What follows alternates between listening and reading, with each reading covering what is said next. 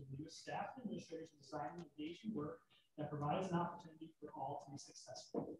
She did that until 2012, when she went back to the classroom out at Southeast Elementary as a 6th grade elementary teacher, where she was a 6th grade elementary teacher until 2014.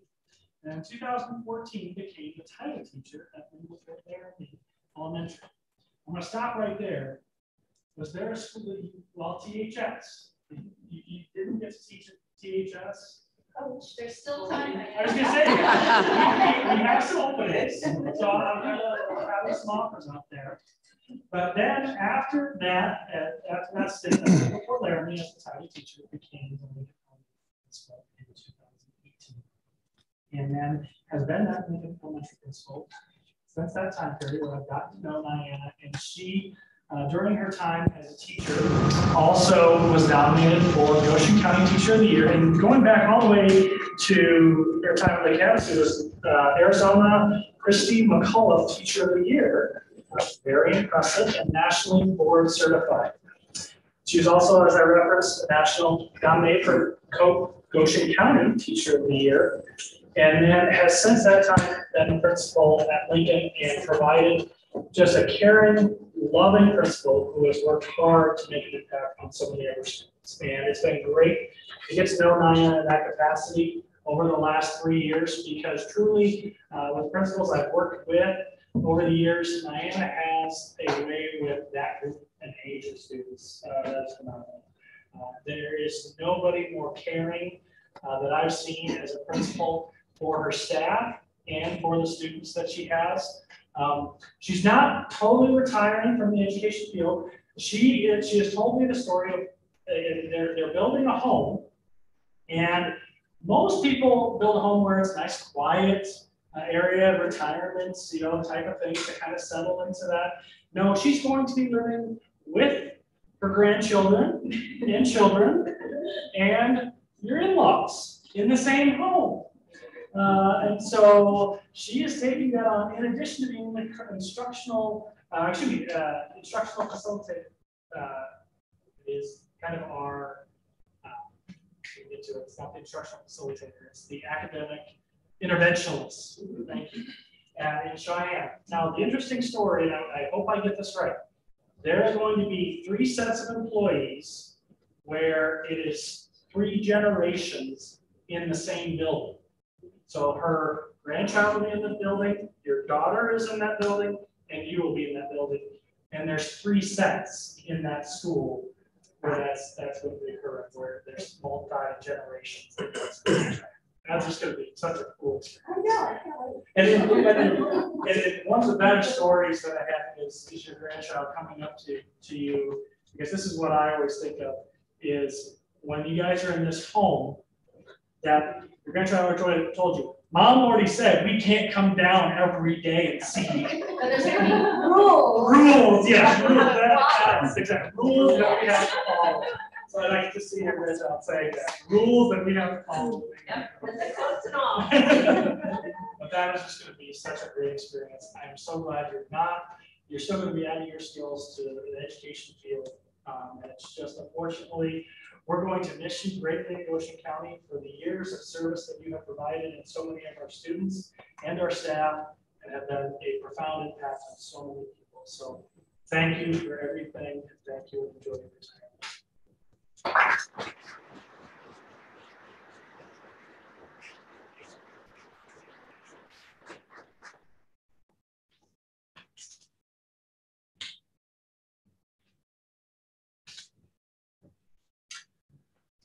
Our next retiree that we will recognize is Donna Foster and Mr. Heyman.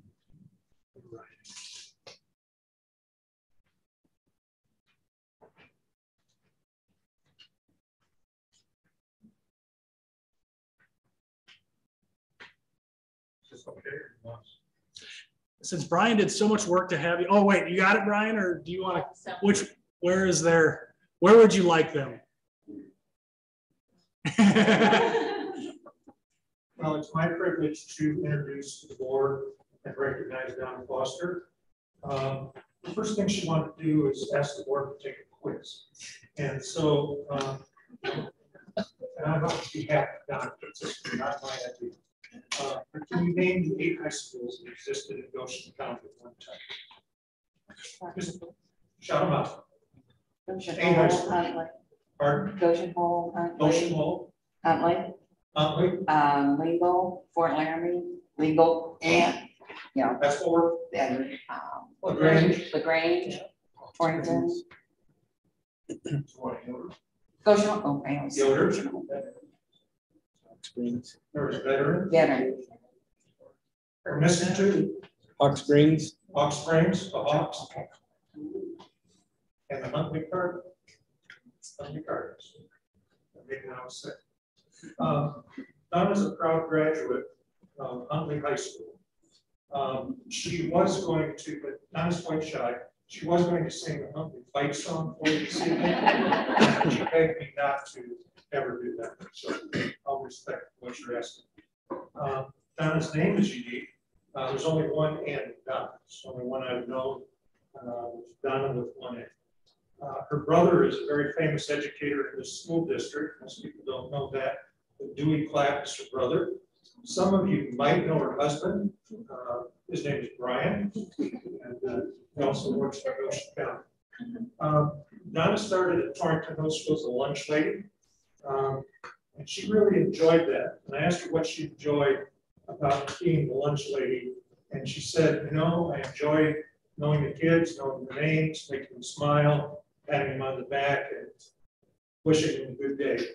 And it seems like kind of a low, kind of a mundane job, but Donna worked hard to bring a sparkle to the eye of every child that went through the line. More recently, Donna's been a para at Torrington Middle School, mostly in our resource room, and has done a wonderful job supporting the teacher and particularly the students in that room. Donna has 3 children. Micah, who has 3 children, lives in Lingle. Jessica's in Spearfish with 2 children, and Lauren's in Spearfish with 2 children.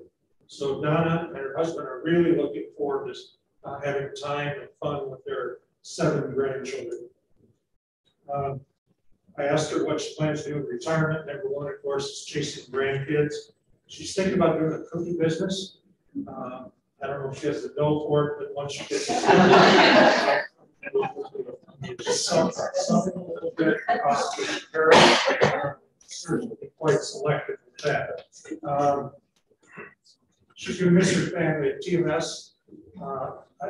Donna's kind of a shy, quiet, unassuming, loving, caring person, just the absolute best nurturer you could ever want for young students.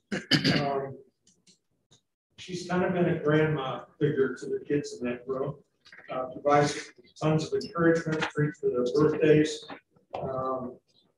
One thing that really struck my heart when I was talking to Donna, we have a little kid in that room this year who lost his mother. And so she brought cookies and buddied up again, as she had done all year, and really has continued to support that youngster through very tough times. She's been a friend to teachers and everybody in the building, obviously students. She loves animals. I like the names of those. She has a cat named Sid Vicious, which I've never met. She's not to. So Donna, thanks for everything you've done.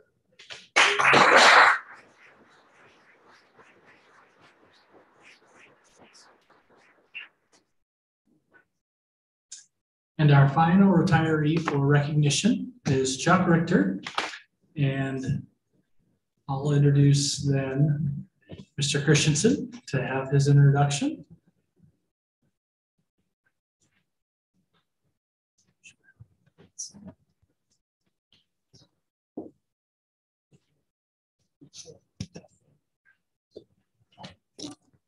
Chuck says I can't top any of that, so don't even try. I would definitely agree with him. Mr. Heyman's a tough one to follow. We had to do it twice. So I do have the privilege, though, to introduce Chuck Richter, who's also nationally board certified, just a different type of board. Oh, you're going for it. That's impressive. You're trying. Chuck is a graduate of Shadron State College. He's been teaching for 41 years. I think that 6 of that's THS. Finished up in Wyoming after a great career at Gehring and some other schools around Nebraska.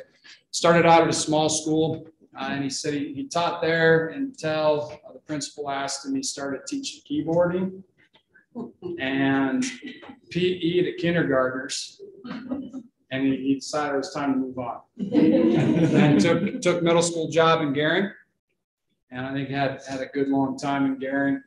His principal from Gehring Junior High visited about him last week at the GCEA recognition time, and definitely had a great relationship with him. And I think the man still benefits from having Chuck as I'd say borderline employee.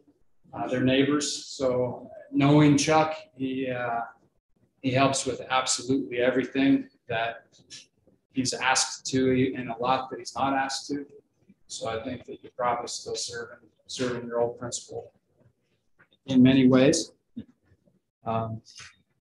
Chuck has taken on many projects for Torrington that are going to be remembered. He redid the wagon at Torrington High School with his class, and it sits out front, and it's something that can be a point of pride for us into the future. He's right now working on the same thing for St. Joseph's. Putting together a wagon that is quite a bit larger, and as I haven't been deep into watching into the process of redoing this wagon, but I do know that when St. Joseph's gets it back, there's not going to be much that was part of that original wagon. The new tailgate will be part of the old wagon. The project I think was a little bit more in depth than Chuck was looking at when we signed on for it. So last year, he was part of putting together a prom with another fantastic educator from Torrington High School. And I think watching the two of them put prom together was entertaining, and it was indicative of how much care Chuck puts into, I think, everything that he does, but especially his students. And he was above and beyond, working night and day to get that thing put together. So it was the best it could possibly be. His class last year, he took on a construction project. We've got a nice storage facility out back at the egg shop now. Chuck built that last year. And he's a couple things this summer. Got a trip to Ireland fairly soon. He's excited about going to Ireland in June. And then he bought a new camper last year, and started camping quite a bit with his family. He's planning to head to Montana. He said, I'm not sure if this was just trying to rib the rest of us. He said next September, when everybody goes back to school, I'll be camping in Montana and enjoying the time up there. And I'm certain that he will. Just take my mind out. Yeah. Unfortunately, I don't think he's leaving Torrington. I was driving through town last weekend and saw him in a Bobcat out front of the rentals that he has in town. And I think he'll be back in town working those rentals and certainly making sure that things are still in order.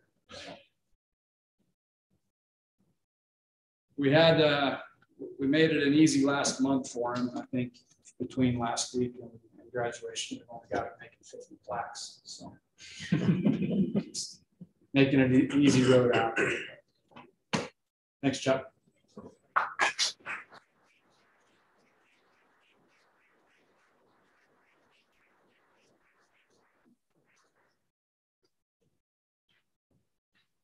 I could grab Donna some time, so there's. Oh,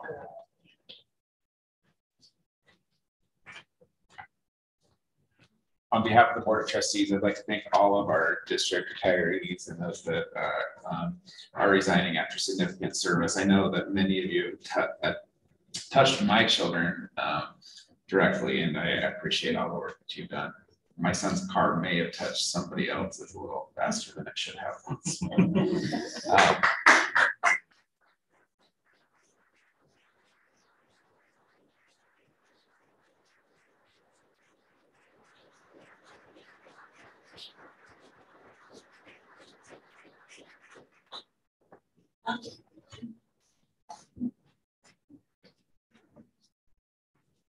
Some additional recognition this evening, we'd like to present scholarships to our previous student representatives to the board. So I'll turn the time over to Captain Patrick and Mr. Sussex.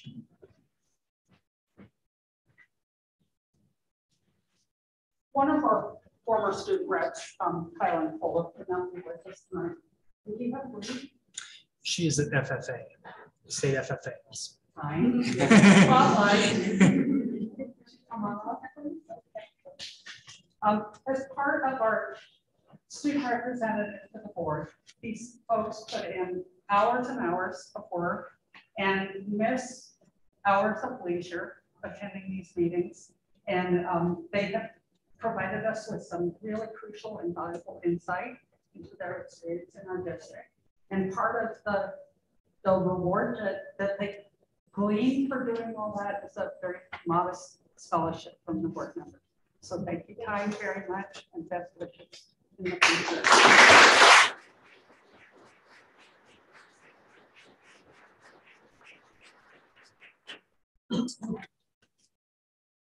And our last recognition this evening is for our superintendent, Mr. Kramer. So we're lucky to have a very skilled and knowledgeable superintendent that's led our district the last couple of years.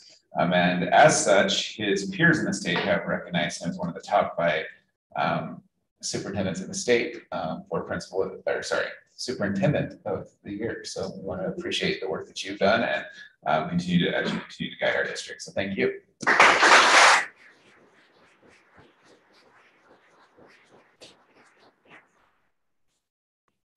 Next, we'll move to item D on our agenda, and we will start with reports from the student representatives to the board.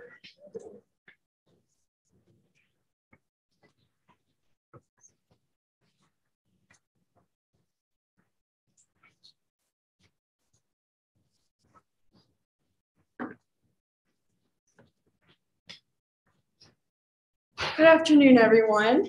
I'm Cameron Rafferty. I'm the Lingo Fort Laramie student rep. And this week, our topic was to address the decline of attendance among the students. We were asked to all work together on this one. So we all collected some feedback from our fellow peers.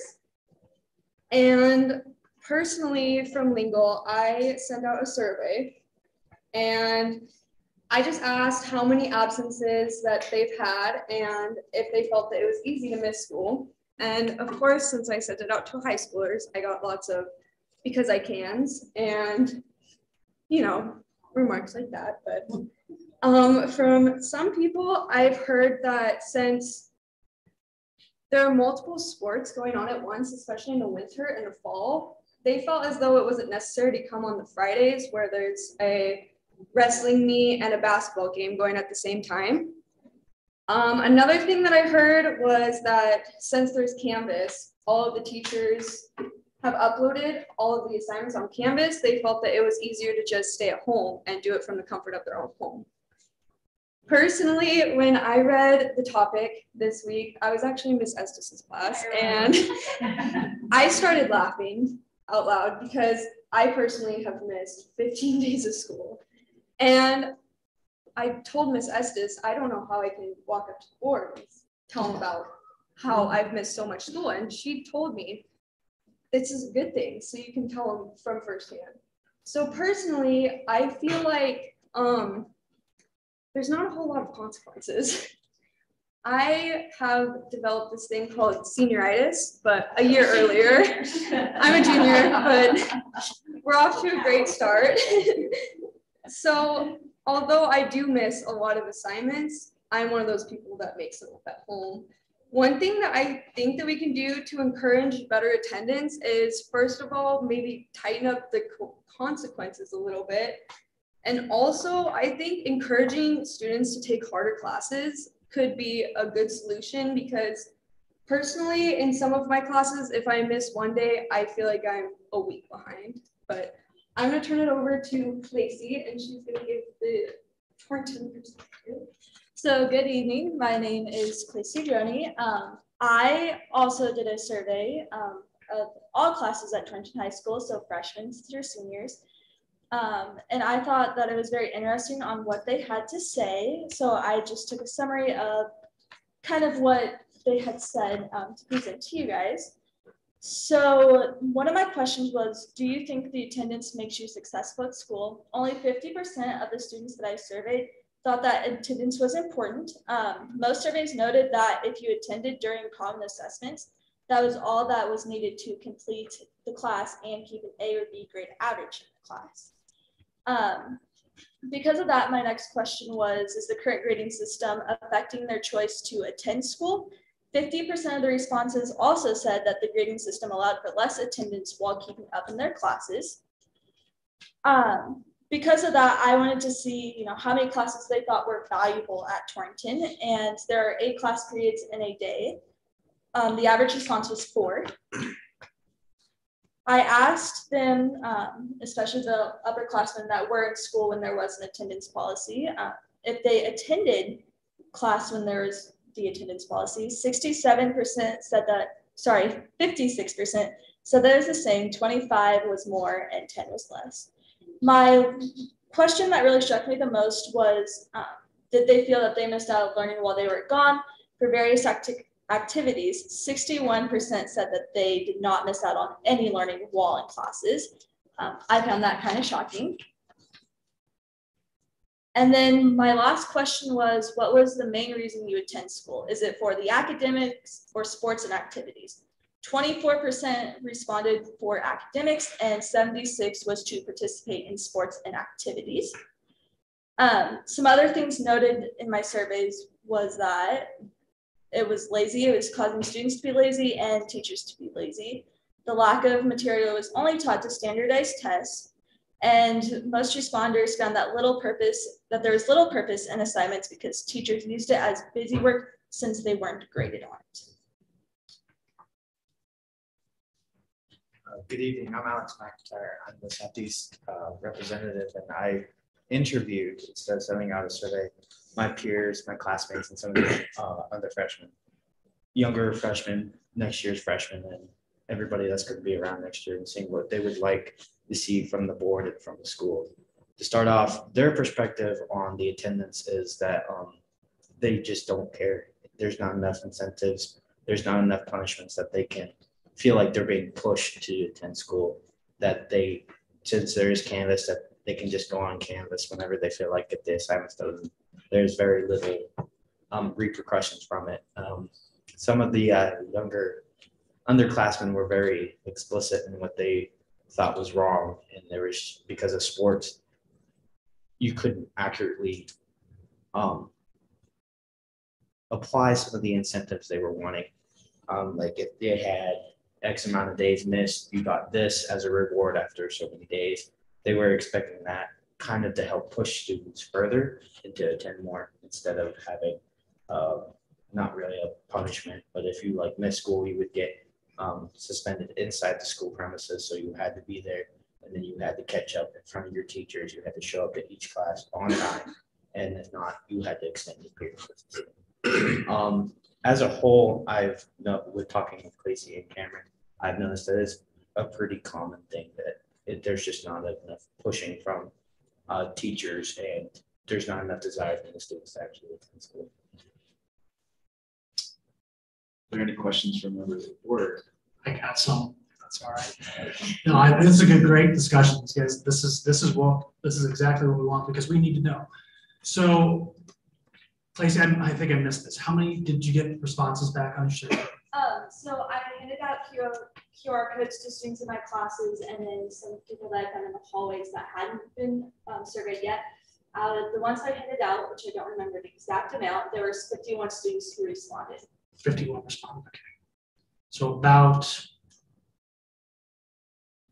So we have just under about 350 kids there. So you had about 50 responses out of the total. Okay. Alex, you said the survey also, how many did you have? I didn't survey, I went and talked to so you had narrative information. Yeah, perfect. I talked to about 30 kids, all in all, between all 4 grades that I interviewed. Do you think, and this is, you don't need data or anything, I'm asking for your personal, are the incentives at Southeast, because I know there've been some more incentivization they working, they're motivating to you? To me, with the missing assignments incentives that Mr. Williams had put in place, they actually motivate me to stay on with getting to go on trips, to get AJ drinks, to get cookies and that kind of thing. It really pushes me to stay optimistic and to keep up with my grades. How about to some of your peers? What do you think as a whole? If you had to do a rough guess, and I'm thinking of incentives in general, because I know we do a lot of incentivizing in schools, and we do a lot of consequences in schools. I'm just kind of curious, what is your you made a really strong comment. They just don't care. So tell me, incentives, consequences. We do either one with raising consequences, raising incentives, or we're going to see a big difference. Or what do you think? So from previous experience at a private school with incentives in place and punishments in place for missing school, for just because you wanted to, your parents, your parents had to say it was okay unless you were 18. And a lot of kids would let their parents say, "Can I get out of school for no reason?" And then they would go off. And this was near Rapid City, so they would go into Rapid City, go to Shields, go to restaurants and stuff, and then come back the next day and blow about it. And then that's when we would have enrichment days. So if you had missed, I don't know, I think the limit was like 15 days of school that your parents supposedly signed off on, you couldn't go. You had to stay there. You had to catch up on the work you had missed. With that, I did see a lot of more. The first couple of years, that wasn't in place until the principal moved to our superintendent. And we had 2 new principals that the year I left. And that's when those incentives really came in and started really pushing the policies. And from my personal experience, saying the difference between the private school and the public school, incentives and punishments, if you raise them both equally, you will find better results than doing one or the other. Did you see a lot more parental involvement at the school that you were previously at in regards to some of the consequences coming from home? Let me re-ask this. Did students ever leave without parent permission? Was that a common thing? It was because even at 18, they have it in the way they set up the school, it is required for the secretary to call parents and to let them know that they are leaving. And then I did see, since I was friends with the secretary, she had told me that she had heard a lot of parents getting mad with the seniors and the juniors that got held back and were 18, just signing themselves out, that they were actually being pushed. They were telling her to keep them in school, telling them they can't go, they don't have their parents' permission to leave. And I did see that kind of parental pushing from certain individuals. But during my sophomore year there, since we were a private school, we didn't have to abide to the state COVID guidelines, so we didn't have masks. So I saw a huge influx of students from other public schools in Rapid coming out, and they couldn't keep up with the 2 secretaries. So in an aspect, there was parental pressure, just because of how many students were there. Oh, good, thank you. Lacey, you said that one thing that 76% of the students they feel like going to school for the extracurricular activities. So was that right? Is that the right number? Yes. Okay.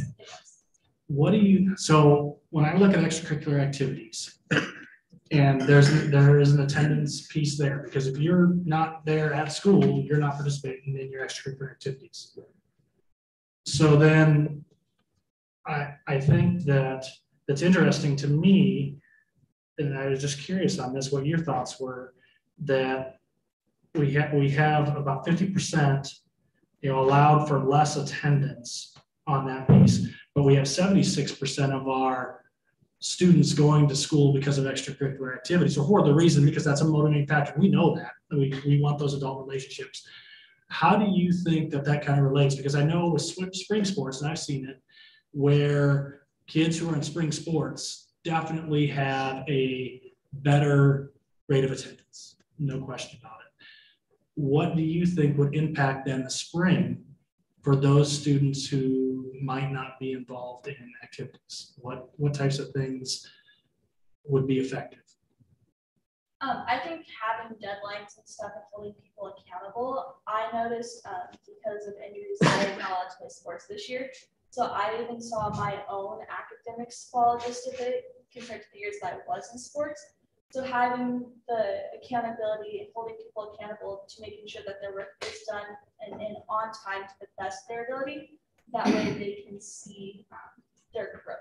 Because I was gone a lot for doctor's appointments and other types of things.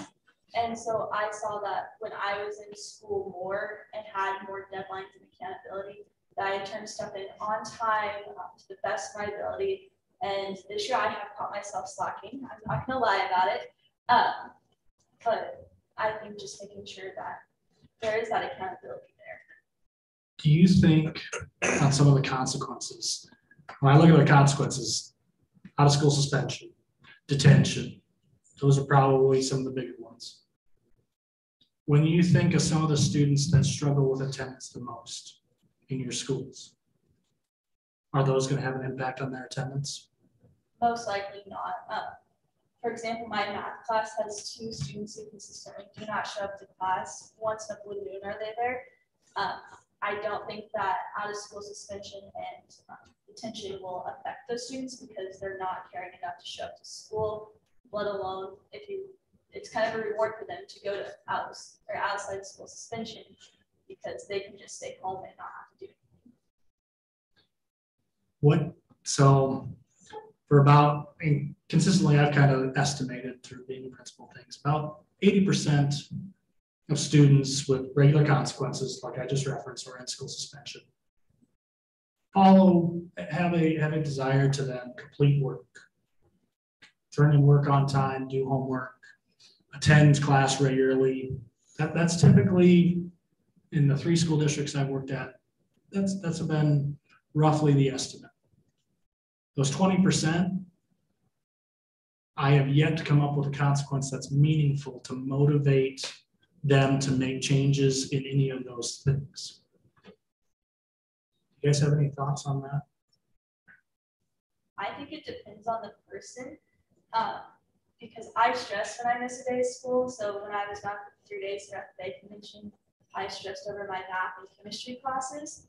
But there's other students who just don't have the care or attention to even show up to school. And so I think it depends on the person and what might be right for one person is probably not right for another. Yeah. So how about the campus? So Cameron, you referenced by your own admission, I'm going to give you a hard time, which is good. I'm glad you're being, it's important to be extremely honest in that because it identifies. Without Canvas, if that wasn't there, how would it be for you to catch up? Would you be able to get the information you needed to stay up on your content and your information in class if you didn't have that available to you? Yes, I think I would personally. I do stay pretty on top of things even when I am gone, but I know some people that wouldn't.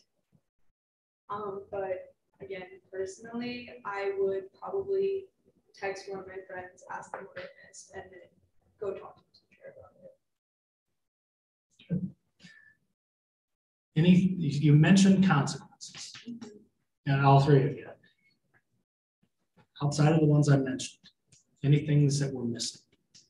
Are we missing a silver bullet here to utilize that would have a meaningful effect on a large percentage of our students? And this attendance, I mean, it's varied from COVID, and we've noticed that. I mean, lots of things have changed in education, the workplace, all of those things that we've noticed over the last 2 years.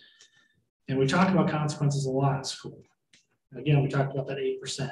Is there something that would be meaningful? And this is an important factor because try to think of someone other than what's motivating to you, because you guys put yourself out there and have me question you on a monthly basis, let alone have these things. What do you think would be an impact for this board to think about and maybe contemplate? Personally, I know people from my school, and so our school policy is that 10 minutes late is a tardy. If you accumulate so many parties, then that goes to detention. But I know people that show up 11 minutes late so that it's an absence, so that they don't have detention and they just get let off the hook. So I think if we can have a policy to match that, but another thing that I've noticed is that they show up to the classes where they feel that they are seen.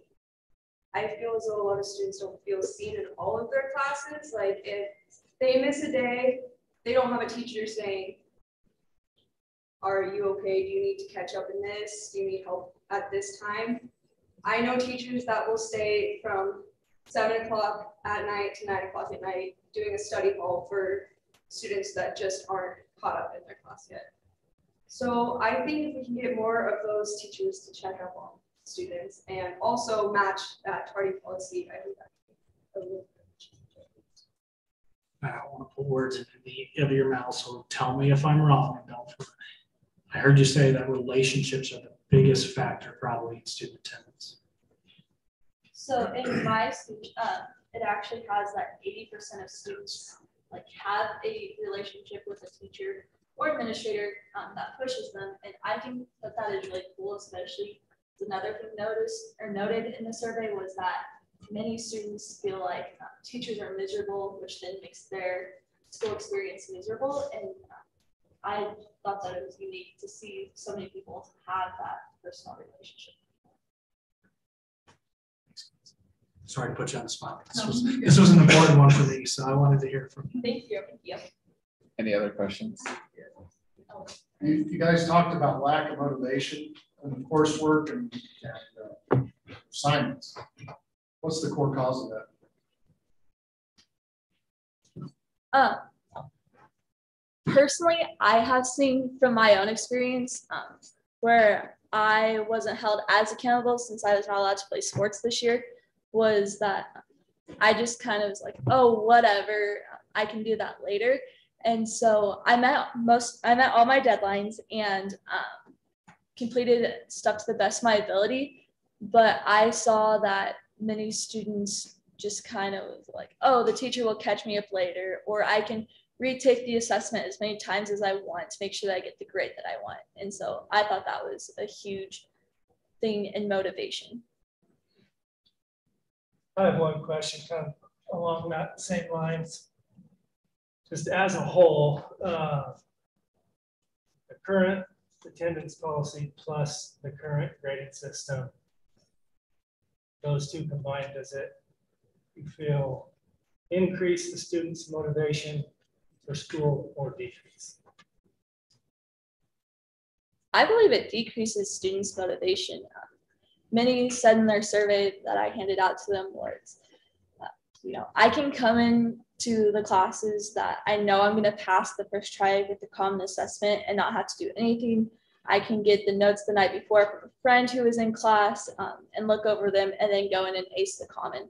And that's kind of a bad thing to have motivational wise, because it makes you a lazy person thinking that, oh, I can just do this the night before and then the next day go in and ace it, because sometimes that's not the case. Can I just to follow up to that question?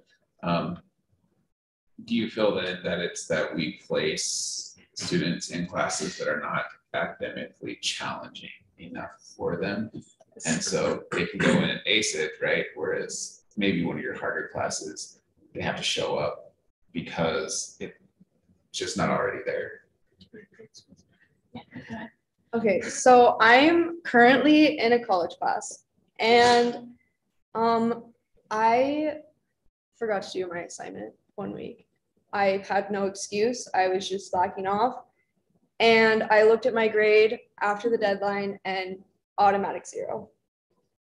I freaked out that weekend, and then I messaged my professor and I was like, could I get maybe a couple points just from submitting it late? And she said, no. If I were to do that at school, then I would get as many retakes as I would like. And ever since then, I have submitted my stuff early, because there's a huge difference between that. Because at the beginning of the year for the EWC, she told me, you will not be able to submit it late. And she stuck to that. And now I'm learning from my mistakes, and now I've been better with my college stuff. Quick follow-up, is that, you had other college courses where that's been the same? Yes, I have. Have you ever taken one that isn't that way? No. Interesting.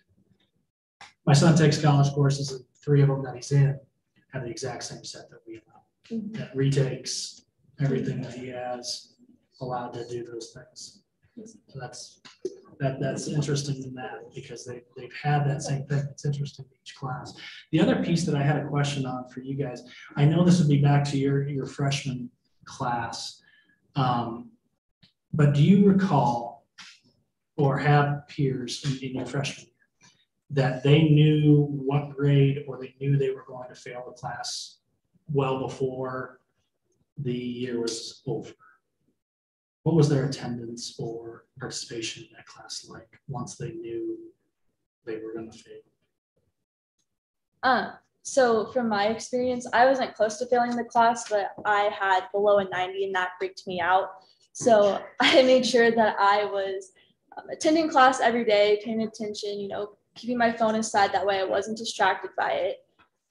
Others that I saw that didn't put much effort into the class, barely showed up, they did end up failing the class, because at that time there was accountability and your assignments were graded, and if you turn stuff in late, then there was a punishment for it.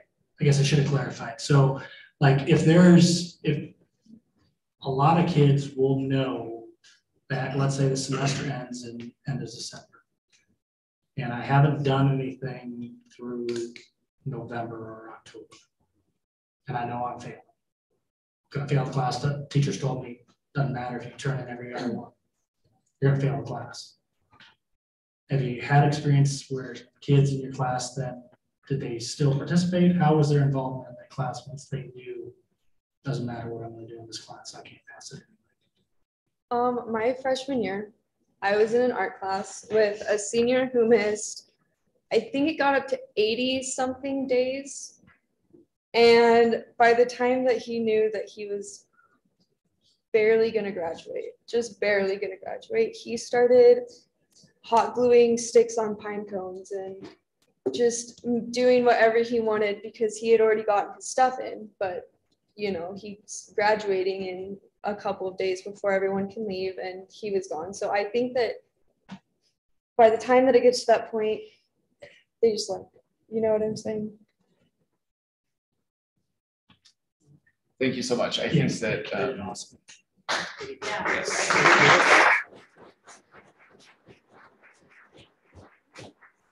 It's not easy to sit up here and take a bunch of questions, and I think you've given us some good information that I'm sure will guide future policy. And the richness of the information and dialogue this evening has been fantastic. So thank you for that, Mr. Chair. Can I ask a question? Thanks. So I'm curious, Lacey, at THS, that 20% of kids that we're not reaching in some way, if we were to expand the mentorship program through things like the co-op program or that kind of thing, could that be something that might reach those 20% of those kids? I think so. My freshman year, we had mentors, and they were there to help you and make sure that you understood stuff and how stuff worked in Trenton High School. I thought that was helpful, but they didn't have it for every class. It was just for freshmen only. So those students that are struggling, some teachers reach out to them and they're like, we'll help you. Just let us know what you need. And I find that some students take advantage of that and some students don't. And so it just depends on the student and their drive and motivation to do well in school. Thank you. Thank you. With that, we will move forward on our agenda this evening to item 2 under D, which is presentation by district counselors on neurofeedback.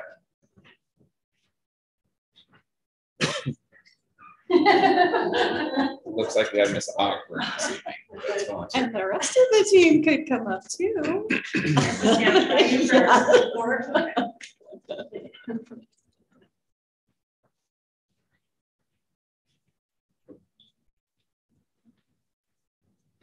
Hello. We are coming to you guys again. We would like to talk to you about neurofeedback. And as a collegial, we feel this is super important and we would like to bring it into the schools. So can we go to the next slide, Brian? And I'm sorry, Amanda's gone, so I didn't bring my computer to forward myself. So anyway, this is our proposal. We would like to request the purchase of the Neurooptimal Advanced Brain Training Systems. So next slide. So in our school systems, we all know that we certainly have, we face some systemic problems of continued behaviors that adversely affect the academic performance of our students. Number one, with the student having the behavior problem in the classroom. And number two, the rest of the classroom that is experiencing the behaviors from the one student. So we have the behavior problems in the classroom that we're dealing with. And then, as you just heard our representatives talk about motivational issues, when I was sitting there listening to them talk as a therapist, first things popping into my mind is, our students experiencing depression? Quite a few of them do. Do students experience anxiety? You betcha. They come into my office a lot of times before school. A lot of parents are calling, how do I get my kiddo to school? Because they have intense social anxiety. How are they getting into the classroom? Well, we have a solution for these things, and it is called neurofeedback. So sometimes when students experience trauma, which we all know quite a few of our students in this school district have experienced trauma in some form, part of the brain can shut down and they cannot process the trauma through verbalization. So to sit and talk to a therapist, to talk to a school counselor and say, this is what's going on, a lot of kids can't do that. So especially when we're talking about littles, to be able to walk into Mrs. Levertech's office and say, hey, you know what, last night, X, Y, and Z is what happened. I really feel anxious now. I'm really upset. So that's why I just punched my classmate. That's why I just spit on my teacher. That's why this is going on. They can't do that. Neurofeedback can help with that. Neurofeedback is a great refocus tool that we can use that can help calm the student and help get them back to where they need to be at ground zero, so we can get them back in the classroom quicker and get them back into learning mode. Next slide, please. So some of you have heard of Dr. Van der Kolk, sorry. He wrote a book called The Body Keeps Score. So he has done a ton of research on this. He is one of the leading researchers on this, and he talks about how trauma literally rearranges the brain's wiring, specifically areas dedicated to pleasure, engagement, control, and trust. And in his research, he shows how neurofeedback treatments can actually reactivate those areas. So you can see in his research studies how those sections of the brain are actually shut down. And then through neurofeedback, you can start reactivating those areas of the brain. It's phenomenal. Next slide. So we just chose to highlight a couple of his studies. In this one, a 12-year-old Somalian refugee boy with serious impulse control and concentration issues could not even be present in the classroom. They couldn't even keep him in the classroom. They would bring him in, he would explode, he'd have to come out. I believe it was 20 weeks of sessions, and they saw what they categorized as good adjustment, which meant he was actually able to go into a classroom and sit for a lesson. Yes, he still had times when he had to be pulled out, still had to go through treatment, but he actually was able to sit in a classroom and learn, which is huge. This child was a refugee. The trauma he experienced, none of us will even be able to comprehend. But through neurofeedback, he was able to actually sit in a classroom and learn. The next one, they use a child that this one helped with the child overcoming the trauma and helped access different developmental regions of their brain through neurofeedback. So you can see when they started with this child, when they draw a simple drawing, those are the areas of the brain that were activated. So you saw we went from simple stick figures at the beginning of the treatment. And then after 20 sessions, how they were able to draw a little bit more advanced. And then after another 20 sessions, a little bit more advanced. So you can just see how the neurofeedback helps trigger the brain and activate those developmental areas to help bring the child along quicker. So your brain, I'm not going to go through this whole slide. We all know quite a bit about the brain, but anyway, its healthy brain is well adjusted. So most of our brains in this room, we can adjust on the fly. So we can sit in a classroom and we can learn. And we know, like, if a door shuts, we might jump, and if it bangs, we might look really quick, and then we're okay. And then we go back to learning. A child that's experienced trauma or a brain that's experienced trauma can't necessarily do that, and they need to be refocused. And so what we deal with right now is then we have a child that is triggered by that, and then they blow out of the classroom. They disrupt the entire classroom. Our teachers are not able to teach. They've got to stop their lesson. They've got to teach to the child that's blown up. They've got to refocus their whole class, and then they're sent to us. And then we're working with them and trying to help that child get back into the classroom quicker. This method, neurofeedback, will help with that. So this is not biofeedback. There's a difference. And I know a lot of people are like, okay, it's biofeedback. Biofeedback is more like when you go to your doctor's office and they teach you to control your blood pressure, or like you watch your heartbeat on the screen and then you try to bring your heartbeat down lower. When you're doing that, that's biofeedback. So that's different from neurofeedback. Neurofeedback is impulses in the brain where you use, let me try to get the word right, electroencephalograph, which presents the imaging to you, but it's done more on a subconscious level. So it helps trigger the brain patterns in there that help bring it down for you. So getting into the meat and potatoes of it, neurofeedback is a non-medical approach. So you're really not putting anything into the brain. The brain is doing everything on its own. So with these feedback systems, it's done through music. So you bring the student in, you put headphones on their ears. It does have pads that you put the pads on because the pads are measuring the electric impulses that your body is putting off. So as the music goes, it's training your brain. So they sit and they watch a screen, and the screen has colored images that kind of flip around, and it plays this music. And so when the electrodes notice that there's like a flutter in the brain, which is like an abnormality, or like the brain's not syncing together, it's like a scratch in a record, or Jody explained it well.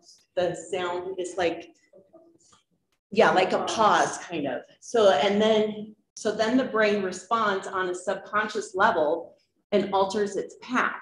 So it's kind of like making a suggestion to the brain of, hey, why don't you come back into sync with the rest of us? So I've heard it explained in different analogies. One is like when a symphony is playing, and let's say the clarinets get off by a couple measures. It's like the director bringing the clarinets back in with the rest of the band. So it's like your brain is all playing along, and then this one little piece of your brain is offbeat. And so this music and the stimulus makes it come back in, so then everything is back on beat together. Jody had another good analogy. It was the rumble bars. Yeah, so essentially what this does, what we all do is help teach kids mindfulness and breathing techniques to help calm them. And that's great when you have a regular brain. But when those brain systems have been disrupted, it can be very hard for a kid who's already struggling to maintain composure to sit and listen and do some breathing techniques. What this system does is acts like rumble bars on the highway for your brain pathways. So we all notice the rumble bars, right? When we start to veer off to the side, it's like, oh, I need to get back in the middle. That's what this machine does for our brain pathways, and it helps alert us to the attention that might drift. So the same pathways that we access through mindfulness, which has thousands of years of research and health benefits, this machine can help you do that through pauses in music, and helps speed up that same process that we would access through mindfulness. So the big perk of this is the child doesn't have to talk. They don't have to tell you what's wrong. You don't process this verbally. They can sit and they can just listen to this. It takes about 15, 20 minutes is how long you can run a session. You can run it shorter. Lorraine Steppe is who has mentored me in neurofeedback and teaching me through this. She had a child that she worked with that had ADHD that literally could sit and receive neurofeedback for maybe a minute or two when they first started, was not able to stay in class at all, kindergartner, I believe. And after working with that child for several months, the child would actually come in and ask for this. And then after being able to make it through, after a couple months, was able to do a full 20-minute session, and then was able to be in class and was able to learn again. She also had another client that suffered a traumatic brain injury, an adult, who had lost most of his memory and was to the point where he wrote notes beside his bed, like, your wife's name is Sue, this is your routine in the morning. And then he had notes on his mirror. And that one took, she said that took over a year of working with him, but his memory came back. So this is pretty incredible stuff, and it would be phenomenal for our students. We kind of went through the next slide already. Got to talking on all of it. Anyway, so neurofeedback can be used for many things. Like I referenced before, it can be used for depression. It can be used for anxiety, ADHD, PTSD, trauma-related behaviors, chronic pain, headaches, migraines, sleep. Yes, that the big side effect from this is people sleep better. They actually sleep better. They have yet to find a negative side effect, but the big one that people report is better sleep. And I've had several students in the high school ages that struggle with that. Struggle with being able to fall asleep and stay asleep. It also helps with language and learning disorders. And of course, as you saw from the studies, just even the drawings, you can see how that progresses and helps with the developmental part of the brain. So our solution is just, this is a safe, effective, non-medical intervention. This could be used as a refocus tool that supports positive behaviors. It's evidence-based. It's effective immediately. This will get students back in the classroom quicker. It gets them back into the learning environment. It makes our learning environment safer for everybody, not just the students struggling, but the other students in the classroom. Its intended use would be for students who are dysregulated and need to be refocused. The counselors or interventionists, this team right here, would be the ones that would be using this. However, you do not have to be licensed to use this. So we would give the students a pre and post survey to complete. So that way you guys would be able to see that, that this is an effective tool for refocusing those students. Who's picturing a big machine? It's kind of scary. This is essentially a Surface Pro. It's a Surface Pro with headphones, and so that's the system. It's not a machine, it's the software that we would be using, and that does all the work. And really what it does is just alerts our minds to do what our minds already want to do. And so it's just a sped up process for that, so that our brains can function the way they were intended to. And this helps them do that quicker if the pathways have been disrupted for some reason. This can even be helpful for people suffering from jet lag or a bad night's sleep. So it can help everybody. And so while we would focus it mostly on our most disruptive students, really everyone can benefit from it, just like mindfulness practice. And so again, non-medical, a great solution for some of those high behavior students that we have. And it also will help them process emotions after they can regulate themselves too. There was a connection too with sports enhancement. Oh yes, so there was a study they ran in Arizona with a baseball team, and they gave half of the team did the neurofeedback and the other half didn't. And then they went and practiced, and they measured their improvement in the skill area, and the half that used the neurofeedback like improved exponentially compared to the half that did not use neurofeedback. So yes, even in sports, it is huge leaps and bounds improvement for those athletes using neurofeedback. And I could see that benefiting any student that's in extracurricular activities. You know, you have other curricular activities that you have to get up in front of people and speak or sing or perform, and this also could benefit them. Anxiety. Yeah, Anxiety, lots of like test anxiety. Just calm the brain, get you yourself. Some of our kids that stress over the ACT or things like that, I could see that being beneficial. And there was one parent I talked to too that wasn't even one of our students that tend to leave the classroom a lot, but I knew that she had a lot of anxiety. And when I talked to her mom, she was like, yes, please, why don't we have neurofeedback yet? That would be fabulous for my daughter.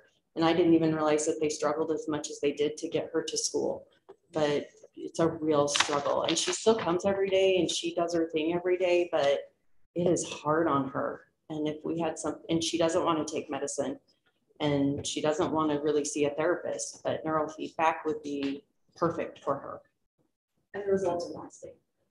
In their research, they've shown that after people have gotten used to the system and they use it, the results are longer and longer. And you can still use it for projects if you need to, but you're not dependent on it. Just a quick question. So over the last couple of years, there's been a lot of discussion around the use of medical devices as the state constitution defines such. So would you obtain parental consent prior to administering this written informed consent? Yes. It's not a medical device, but yes, we would still do that. Yeah. I think it's important to note that all of us called parents to see if parents would be interested in their child receiving these services. And we got really good feedback from all the parents, and all of them were like, yeah, sign us up right now. So I don't know that we had any reviews. No, none of them. And I'll just jump in real quick, as Michelle did send me their numbers. They contacted over 91 parents talking about this information.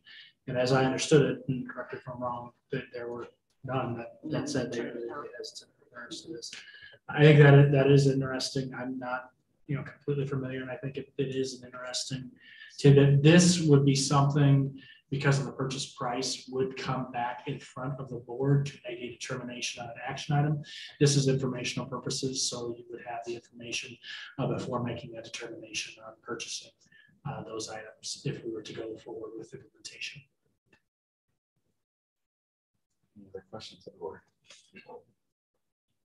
I have a question, kind of not directly for this example, but overall, would you guys say that the volume of students that you are seeing has increased dramatically after COVID, or basically, are you guys doing okay, or are you overwhelmed? Well, how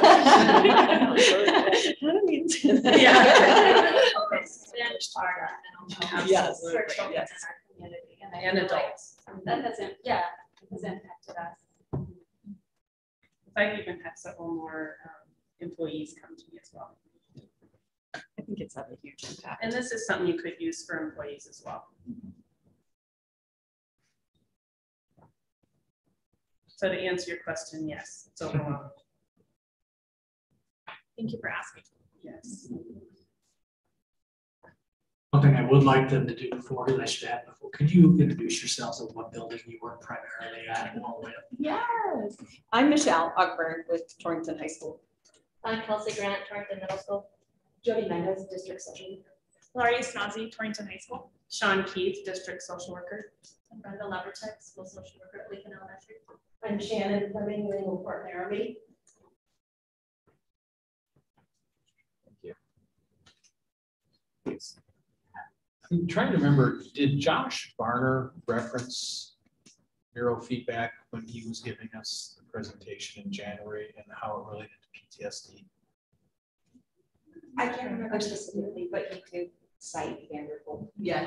Quite a bit. I remember there was something he talked about that in like one treatment, the amount of reduction in PTSD symptoms was dramatic. And I'm trying to remember, I was actually trying to look for it. It might have been. And I wondered if it was neurofeedback.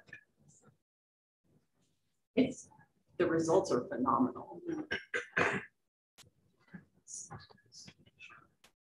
right. Well, thank you very much. Thank you. Thank you for listening.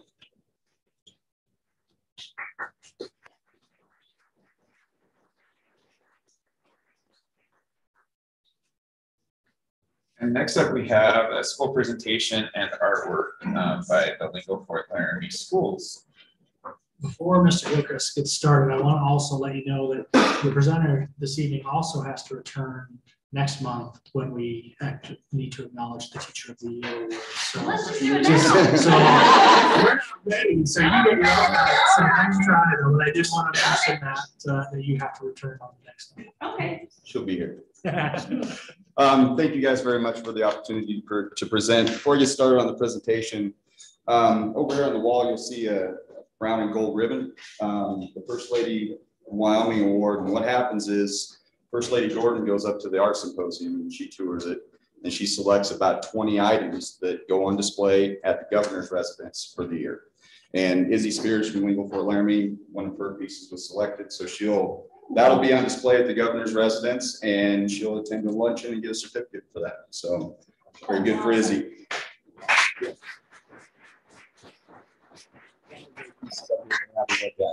One of the things I love about these monthly presentations is that each month it's a different school, but I think you get a glimpse at what's going on in all the schools, because a lot of the things we do are very similar.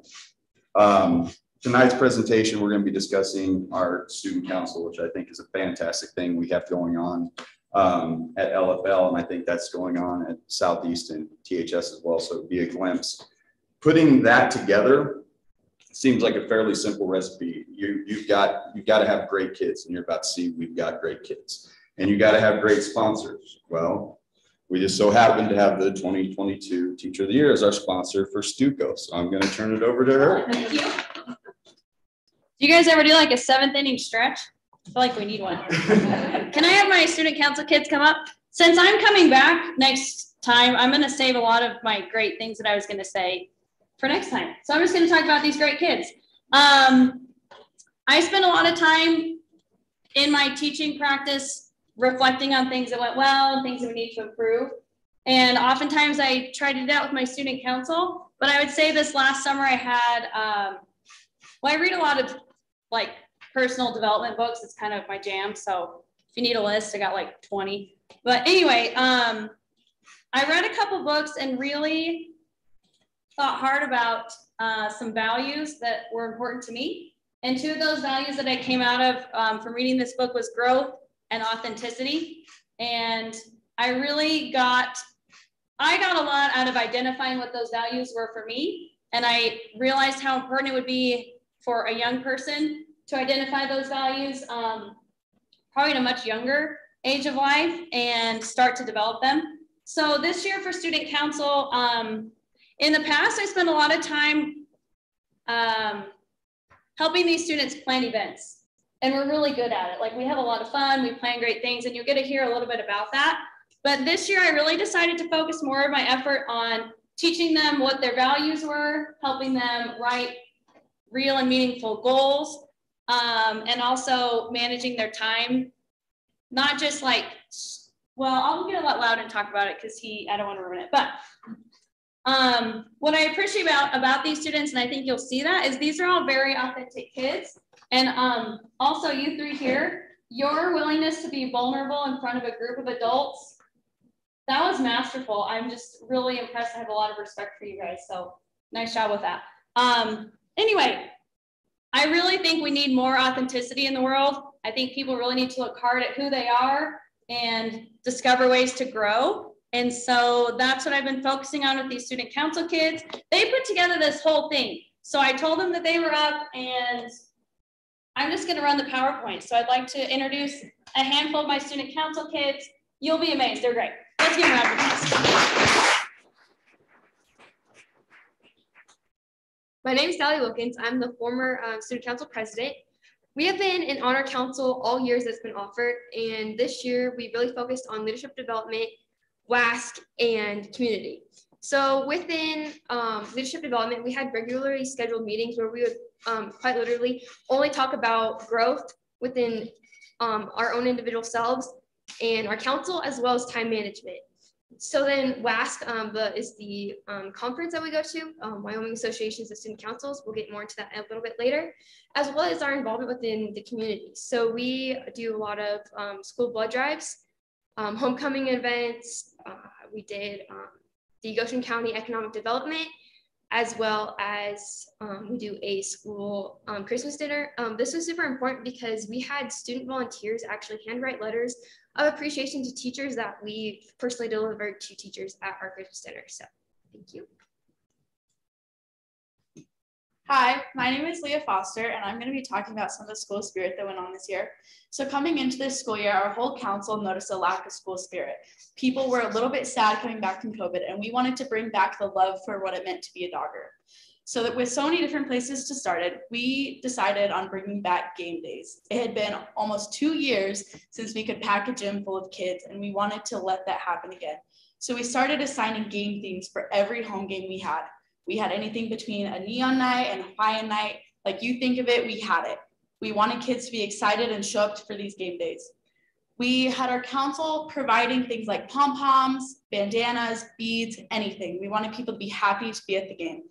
By doing this, our student body showed up more than we could have ever expected, and we had one of the most electric gyms in the county, if I do say so myself. It was awesome.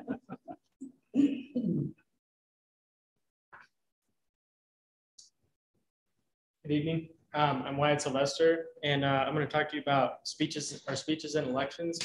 In recent years, we've had dull elections with maybe one person running for office. And so this year we decided to get together some training to invite anyone who wanted to come with our English teacher and our student council advisor. And we got a lot of participation in that, and we helped to write speeches and give those speeches. And so this year we had, I think, 7 people running for offices, and there's just a lot of participation. And we also had a thing, we had a lot of candidates that were, they put up posters, and then they also got like a little PowerPoint slide when they were giving their speeches. And it was great to see a lot of participation. And yeah. Hi,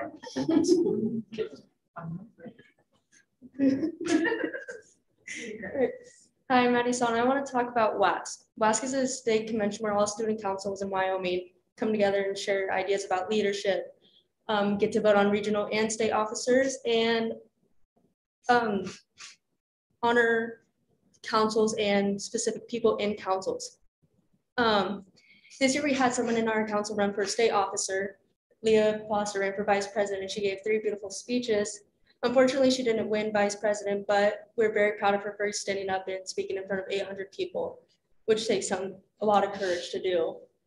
Kylan Fuller was our 2019 to 2020 regional representative, and he had to do that for an extra year due to COVID. And I am this year's regional representative. And I'm very glad to be one of the few, or not one of the few, one of the many people to represent Lingle and Goshen County in very positive ways. We had 2 groups do workshops, Leah Foster and Dally Wilkins, and Nolan and Loudon. All state council with Dally Wilkins and Kylan Fuller again got all state council were honored. I'm very thankful to be a part of the student council with so many awesome people. That's not long. Good. Thanks. Okay, so what I'm going to talk about isn't near as exciting as what they were talking about, but I still think it's super important. So my name is Loudon Bremer. I'm a freshman, and I'm 2022-2023 vice president of the student council in Lingle.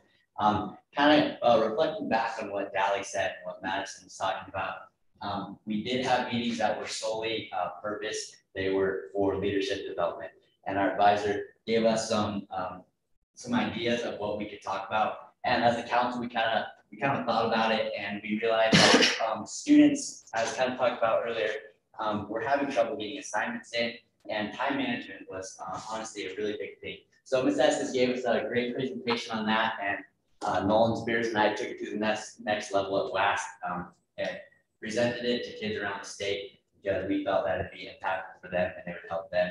So I'm going to kind of give you guys a rundown of what that was, because it helped me a bunch within school and just life. So these baskets are going to be your life, or just a day in your life. And then we're going to start talking about the big blocks. So this big block here is representing something in your life that's super important. It's a priority in your life, something you have to do every day.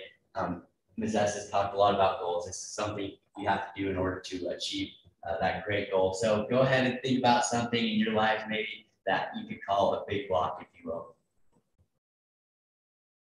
Did I pick on you? Do you have one? My grandkids. Perfect, grandkids. So I'm going to give you this. You can hold on to it. Remember grandkids. And then anybody else have one? Got one more block to give out. Pick on somebody. Oh. Big block for my day. Oh. I would have to say, yeah, my kids and my cows. Kids first and cows. Okay, and then I'm going to call these next ones, just going to call them flat. So these are things in your day you're going to find yourself doing, but ultimately these aren't going to be super impactful into getting that ultimate end goal, what you're striving to do, what you're striving to be great at. So does anybody have anything that kind of resembles in your life that you can think of? Say that again. So these are things that aren't your big, but they're still important. They're still important. Okay. 1,000 emails at work.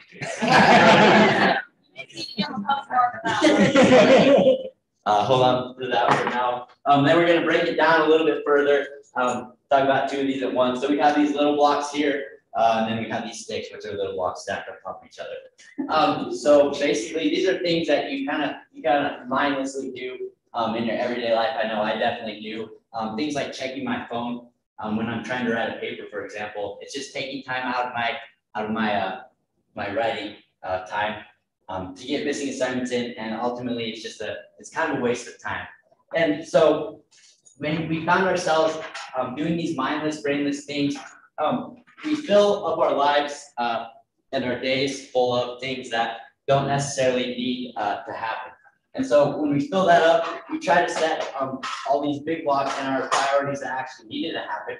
You notice that they don't really fit into our lives. So when we go back and think about it and reschedule it, and we put our big blocks first in our life,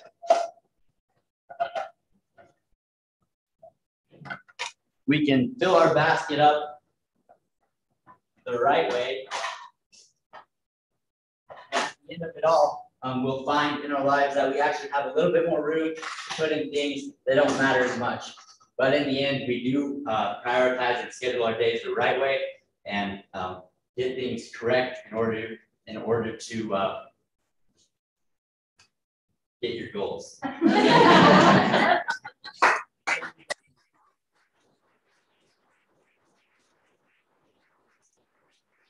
guys have any questions for these guys before we turn loose? Is loud and available for leadership. Discuss price, but he is for rent, certainly. Yeah. I do. So prior to high school, and this might be a Dogger piece or any of our schools, what drew you to student council? Because this is not something that, student councils, I would say, Ms. Estes, would you say around the state, around the nation, are growing in popularity, or is there less involvement than there has been traditionally? And I'm thinking traditionally back in the 90s, probably before your time. So, but what, I mean. Well, I have a hard perspective because I went to school in Lingle. And so I was a part of student council in Lingle growing up and had a great advisor that really mentored me a lot. And so it was a really important part of our school environment when I was in school. So I don't know that I have a good answer to that. I was student council president in 1991, so at Lincoln Fort Laramie. So then it goes back. So to that is there you go. There you go. We got to cover it too. Yeah. I think I hope, but part of it is that we'll start driving some of that incentive. It's the intention of using these guys as truly an advisory board for me. Some of the things are on the board and assist to start some of those conversations around dress codes, hats in the building, some things that are important for these kids, that they're working with teachers to work on those presentations, to then bring it to the administration and have those conversations. So hopefully using them as truly an advisory board will be some incentive for them, seeing some impact of what they're doing. I'll pick on my student council. Why did yeah? I like being involved. I like knowing like what's going on in our school. Just honestly, I like to make things happen. How about on those things that you're involved in, participating, because you're a lot along with all these other kids. What's the adult roles that what makes you go out for some of the things and be involved in some of the things, or what motivates you to be that? You seem to have a good relationship with your peers here. I just like I said, like being involved, and I like talking to people. I guess I don't know how to put that, but I don't know. Just like try to be super outgoing, and student council really helped me being outgoing and stuff like that. How about your advisor? Because she talked a lot about this in her Teacher of the Year. Probably too much. I'm sure you're like, okay, we get it. You're like, no. Okay. I think one of the things, and I was going to wait for my superintendent's report to talk about this, but I think it's good and important for you guys to hear, so you don't have to stay around for that report. You guys wanted to say that, huh? But the piece, because then you might question me later, which might be the relationship factor. You know, how with we talked about this with our student council or student reps here on the board, but your advisor plays an integral role in that. Does that impact a lot of the choices that you guys make and the participation that you have as the relationship with your advisor or your coaches or those type of things, and which ones you go out for? Does that play a big role in the relationship factor? I think it definitely does. I mean, in the small school that we're in, I think there's a ton of opportunities to know everybody and just be the best person you can be to all of your peers, and being able to be around Miss Estes as much as we are just because of the school size. I think she offers a lot of good to all of us in terms of just being a great leader and role model, teaching us how to grow, and we transfer that into all of our peers, I think, and that's what's really helping to change the culture at Lincoln.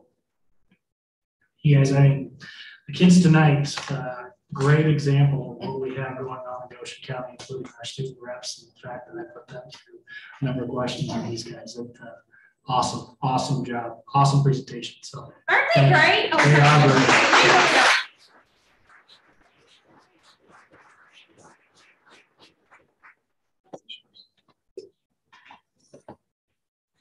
Item 4 is an additional new teacher orientation and training day on August 3rd. Thank you, Mr. Chair, members of the board. This is just more of an informational piece for you.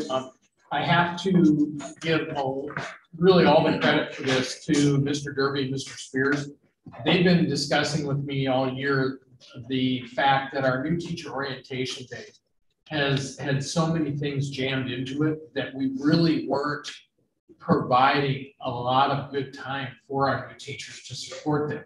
And, you know, with all the talk in the news about retention and keeping people, we did a lot of discussion this year about what can we do for our new teachers coming in to help them more fully integrate into our school district, and to do so in a way that makes them feel supported and makes them feel like this is someplace we want them to be.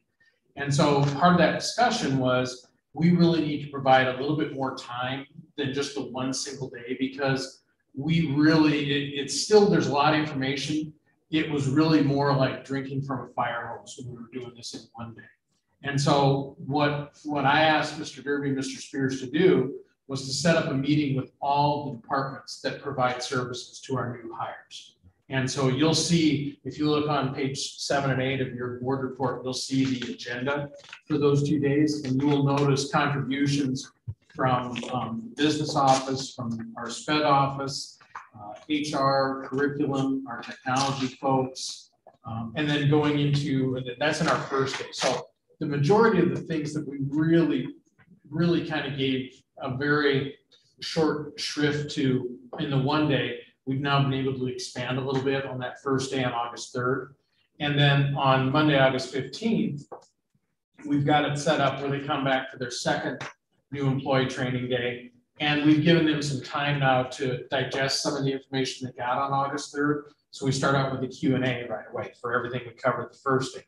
Then we've been doing a lot of surveying of new teachers coming in and how our new teacher induction program, how our collegial process is working for them. And those are areas that were identified in those surveys that our new teachers need more support and a little bit more training on. So you'll notice that second day is devoted to things like new teacher induction, collegial teams, working and having lunch with their mentors as a way to strengthen our mentor program, and then also to provide some additional things on a couple of pretty significant areas of our district that, especially since COVID, have become a lot more critical for our new teachers to learn. That's Power School, Canvas, Seesaw, those kinds of things. So this is really the result of a years-long conversation and feedback from former and current New Year teachers about how we can make the process better and provide better support to our new staff coming in to, again, demonstrate to them this is a place we want you to be, and we want you to stay here and provide better support. Thank you. All right, item E on our agenda this evening is a public forum. As just a reminder, there's a 5-minute time limit, and interaction during this portion is limited. We do have one individual wishing to speak this evening. It's Mr. Rebecca Philhorn.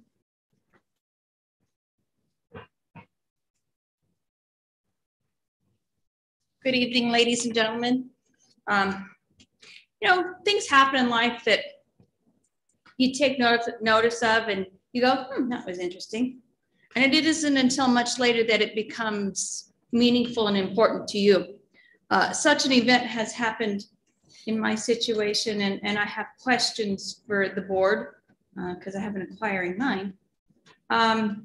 During the Tuesday, April 12th board meeting, under recommended actions, item L, there was an approval of the special education contract with ESU number 13 for day program services for students in the Meridian School for the 2022-2023 school year, not to exceed $61,882, with additional occupational therapy services for $100 per hour and speech language services for $83 per hour from the general fund reimbursed special ed. So this thing happened and it passed by and you go, that was odd. Now I'm a transplant from Nebraska and it took me a while to figure out that Meriden School is not in the school district and not even in this county. So it makes me wonder why this school board is paying over $61,000 for this individual student. Very, very interesting. And so I met with Miss Trina and Miss Kim, who does Tiny Eye, for services for my daughter Ruby. And I requested for the third time to have in person, a real life person provide speech therapy for my daughter. Is this regarding an individual student? If so, we would need to take this into executive session. I apologize for the interruption. I'll let you decide. I was told I was not allowed to have, that Miss Trina was providing special speech therapy through I would China. like to have you take this into executive session. As you wish. Thank you. Is there a motion to enter into executive session for student discussion? So moved. For a second? Second. Executive session at 8:47.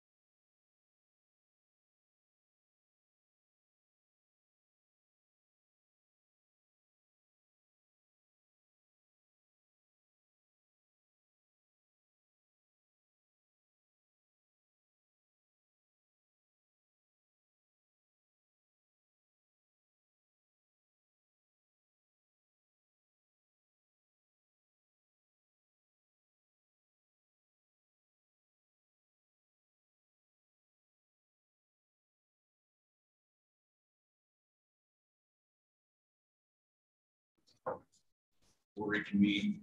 Is there a need for a 5-minute recess? Continue forward. All right, with that, completing our public forum this evening, we will move to item F, which is recommended actions. Number 1 under recommended actions for approval of the consent agenda. Is there a motion to approve the consent agenda? I so move. Is there a second? Second. Hearing a motion and a second. Wow. Any discussion? It's late. All right, hearing no discussion. All those in favor, please signify by saying aye. Aye. Any opposed, same sign. Any abstentions? Motion carries. Moving on to old business, then we will consider approval of item A is to consider approval of a tabled item, new district policy 3381, memorials for student or staff, as presented on introduction and first reading. The recommendation is to approve the new district policy 3381 as presented on the introduction and first reading. Is there a motion? I move to approve this item. Is there a second? Second. It's been moved and second to approve item A. Any discussion? I'd just like to be able to say that, I appreciate the fact the thought and the openness in everyone who was part of writing this this policy. I do have to say that because of the fact that a lot of it was guided by best practices and evidence-based, the point that it was tabled for last month, I'm still a little concerned with it. I'm going to vote to approve it, but I just want to say that, the point that it was held up, I hope that in the future, and I hope it doesn't happen in the near future, but if we were to actually have to use this policy, that when it comes down to making the decision, that those that are involved can have a discussion where the family can actually be informed of repercussions if the facilities have to be used, because there are long-lasting consequences if those facilities are being used for such purposes. So although I'm going to be voting for it, I just want to make sure my concerns are heard. Thank you. Thank you. Any further discussion? Hearing none, all those in favor of approving the proposed district policy 3381 on introduction and first reading, please signify by saying aye. Aye. Any opposed, same sign. Motion carries. Item B then is to consider approval of revisions to district policy 5137.7 interscholastic athletics and school activities as presented on second and final reading. Is there a motion? I move to approve district policy 5131.7. Is there a second? Second. There's been a motion and a second. Any discussion? Hearing none, all those in favor of approving district policy 5131.7, please signify by saying aye. Aye. Any opposed? Same sign. Any abstentions? Motion carries. Item 3 then under its new business. Item A under new business is to consider approval of fiscal year 2023 preliminary budget as presented.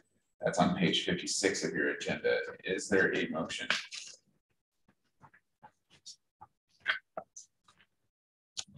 I move that we consider approval of fiscal year 2023 preliminary budget as presented.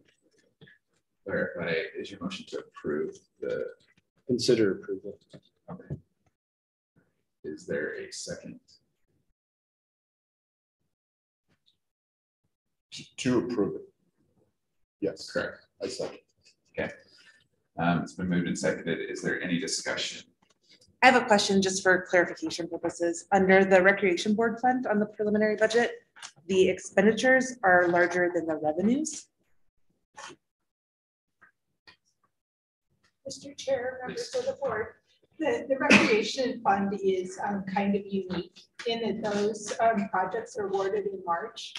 So we can potentially have 2 years of projects crossing in one fiscal year.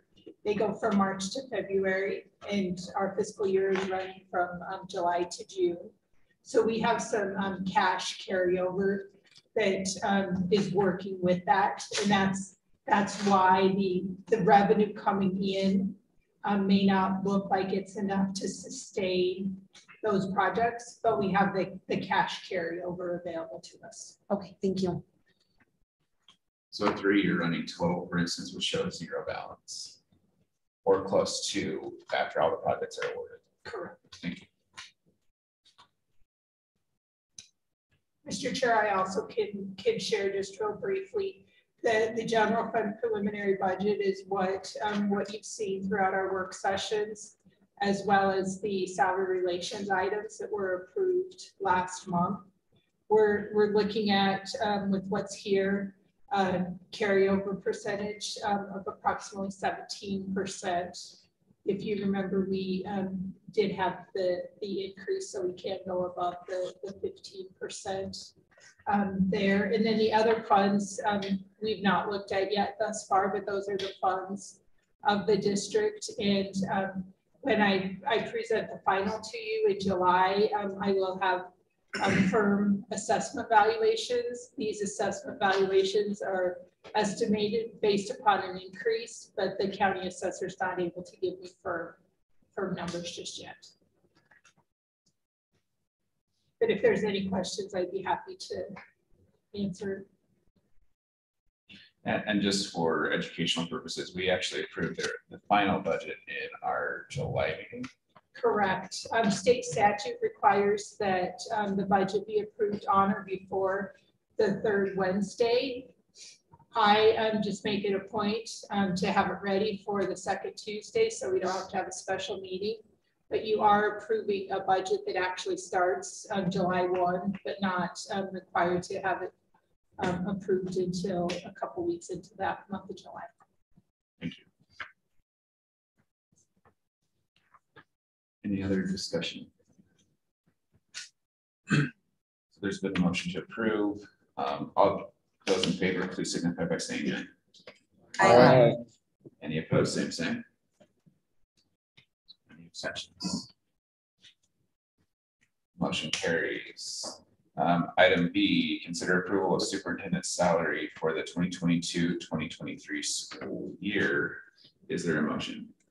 I move to approve a superintendent salary of $150,000 to include a benefits package, as well as this year's bonus for the 2022-2023 school year.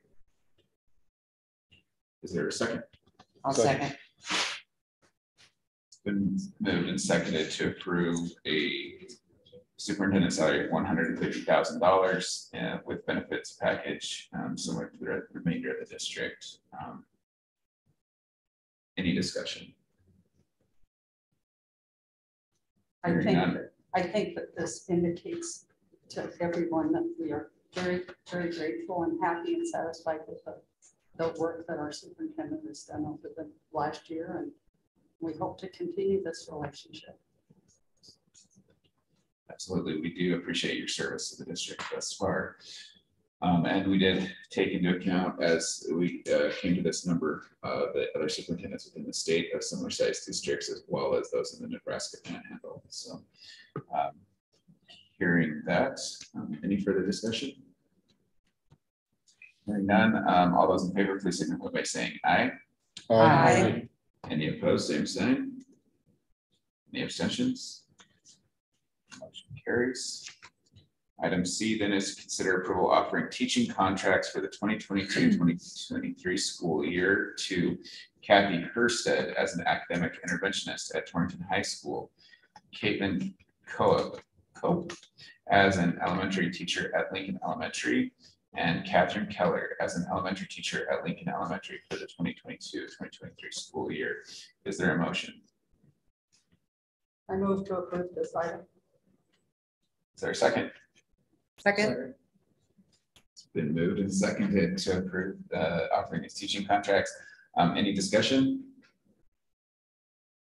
Are we still having pretty decent interest in applications for the remaining positions that are open in the district? There are some, of course, that receive a little bit more attention than others. You'll see as I bring up my report through, we do have a number of openings still. But in relation to other districts around the state, we've been very fortunate in having the number of applicants that we have. I think that contributes to the salary relations proposal that was presented in the overall things that are going on within the district, attracting a lot of applicants. That's been very good news for us. There are still some areas that are more difficult to fill. Math and science at the high school level is a little bit more difficult to fill than some other ones. Thank you. Any other discussion? Hearing none, all those in favor of offering the teaching contracts as presented, please signify by saying aye. Aye. Any opposed, same sign. Any abstentions? Motion carries.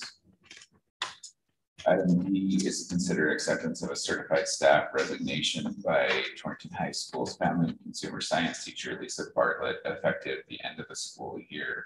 Is there a motion? I so move. Is there a second? Second. Moved and seconded. Any discussion? Hearing none, all those in favor of accepting this resignation, please signify by saying aye. Aye. Any opposed, same sign.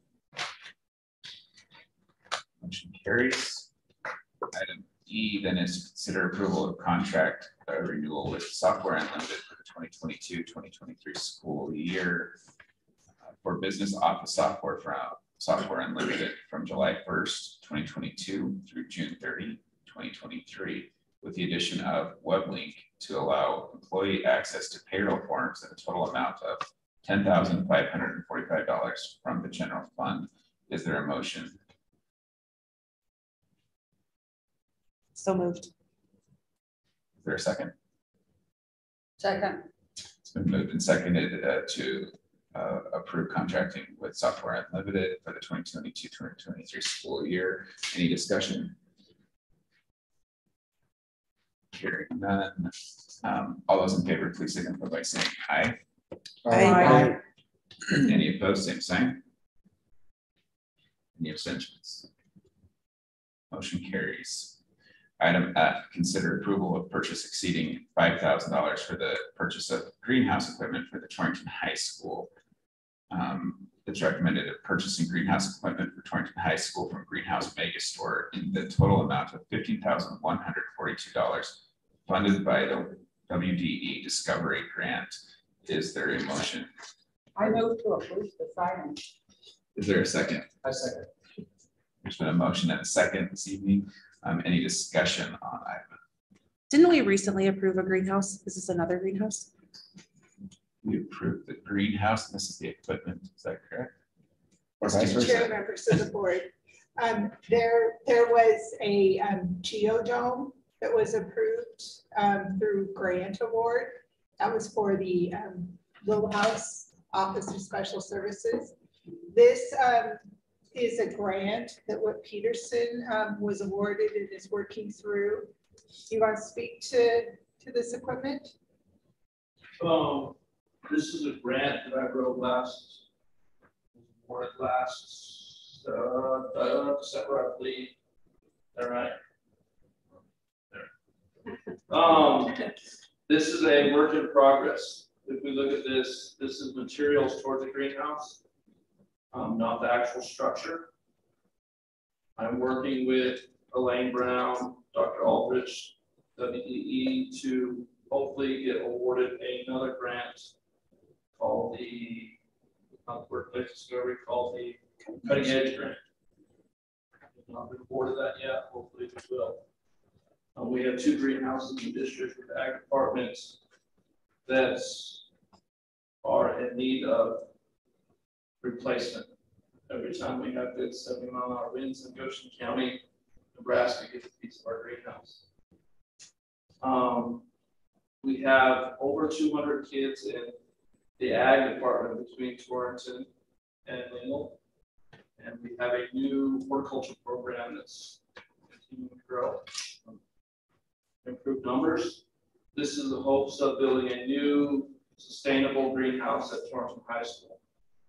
Hopefully we'll be able to keep plants alive year round.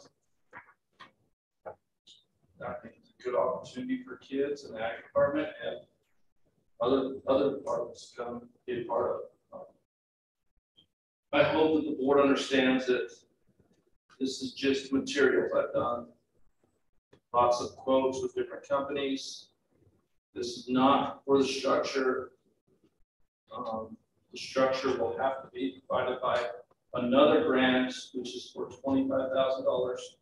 That will cover the structure, but it will not cover some of the installation prices, which I've looked at quotes, I've not got back. I've got quotes from companies on installation. Installation from these companies will be very expensive because they'd be coming from other parts of the country and paying per diem, which travel and per diem would be more than the installation. Hopefully we can do it in the district or somewhere in the community. This one would be hopefully attached to the existing ag building. Hopefully, I think that in the research that I've done, that would be the most efficient greenhouse. Probably not the easiest greenhouse to install. So we would be looking at that route. But I hope that with all these grants that are available, I can get another one. And then as soon as this one gets passed, another one for legal. I'm not gonna lie. It's not very fun going and dealing with this stuff in February and April, March, April, when weather sucks, trying to keep plants alive. So it's not a one-time deal that's going to come up. So I want the board to know that. I hope that we can keep going towards it. Thank you for your work on this project. It's a great idea. Thank you. Any further discussions again? All those in favor of this purchase, please signify by saying aye. Aye. Any opposed, same sign. Motion, any abstentions? Motion carries. Thank you. Next on our agenda is item G, which is to consider approval of a purchase exceeding $5,000 for the purchase and installation of a hot water system at Linglefort Laramie High School. More information is available today. You were provided a memo for this particular project. There's a recommendation to contract with GW Mechanical in the amount of $25,050. Two prices were received. This is a removal and install of a new 85-gallon, 365,000 BTU water heater and an 80-gallon storage tank. The water heater sprung a leak, thus necessitating the replacement. And the storage tank was installed in the same time frame. These are 2009, 2010 installs. So it's deemed best to take care of it all at once. Hearing that, is there a motion to contract with GW Mechanical in the amount of $25,050 to remove and install a new water heater and storage tank as identified in the accompanying memo to the agenda? I move to approve this item. Thank you. Is there a second? Second. Any discussion? All those in favor, please signify by saying aye. Aye. Aye. Any opposed, same sign. Any abstentions? Motion carries. Item H, consider approval of contract extension with Brooke Carson LLC for additional autism consultant services and professional development for 4 days of professional development for special education staff at Lincoln, Torrington High School, Trail, and TMS in June of 2022 for the additional amount of $12,000 funded through IDEA 6B. Is there a motion? I move to approve this item. Is there a second? Second. There's been a motion and a second. Any discussion? Is there, I guess the question that comes to mind is Southeast and Lingo. Is there a reason that they are not listed as needing additional services? Right now, they would not have students that would be applied to this current situation with current IEPs. Or they can always be added to if needed, if services are required. Do not have any that are currently being served. Thank you. Any further discussion? Hearing none, all those in favor, please signify by saying aye. Aye. Aye. Any opposed, same sign. Any abstentions? Motion carries. Item I then is to approve purchase of a purchase exceeding $5,000 for the purchase of Orton Gillingham materials from the Institute of Multisensory Education in the total amount of $13,309.74. Is there a motion? I move to approve this item. Is there a second? Second. Motion is second. Is there any discussion? I think the only thing that I would mention on this is I'm really excited to see over the coming years the improvement in the tracking and improvement, the hopeful improvement in data on our in-district reading as we move forward. So just look forward to seeing that as we move forward. Mr. Chair, I actually had a conversation today with one of the folks that's doing some of the end of year assessing and progress monitoring. And she is telling me she's seen phenomenal things from our kids that have gone through their second full year of instructional techniques. Excellent. Very good. Any further discussion? Hearing none, all those in favor, please signify by saying aye. Aye. Any opposed, same sign. Any abstentions? Thank you. Motion carries. Item J is consider approval of a purchase exceeding $5,000 for the purchase of Orton Gillingham teacher classroom supplies from school specialties for district teachers implementing Orton Gillingham in the total amount of $6,360.91. Is there a motion? I move to approve this item. Is there a second? Second. It's moved and seconded. Any discussion? Hearing none, all those in favor, please signify by saying aye. Aye. Any opposed, same sign. Any abstentions? Thank you. Motion carries.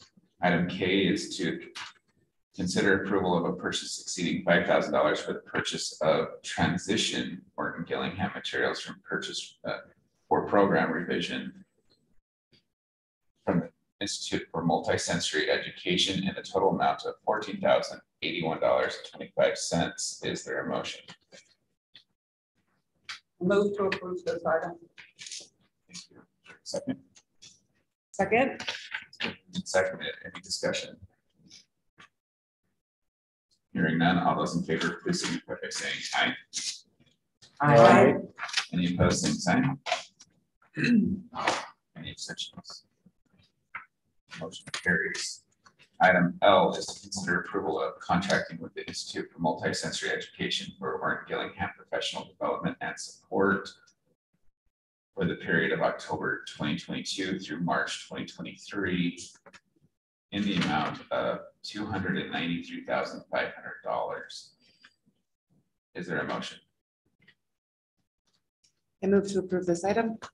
Is there a second? Second. Any discussion? Mr. Chair, if I may. Please. Due to the price tag on this one, I wanted to kind of elaborate a little bit further on the duties for this one.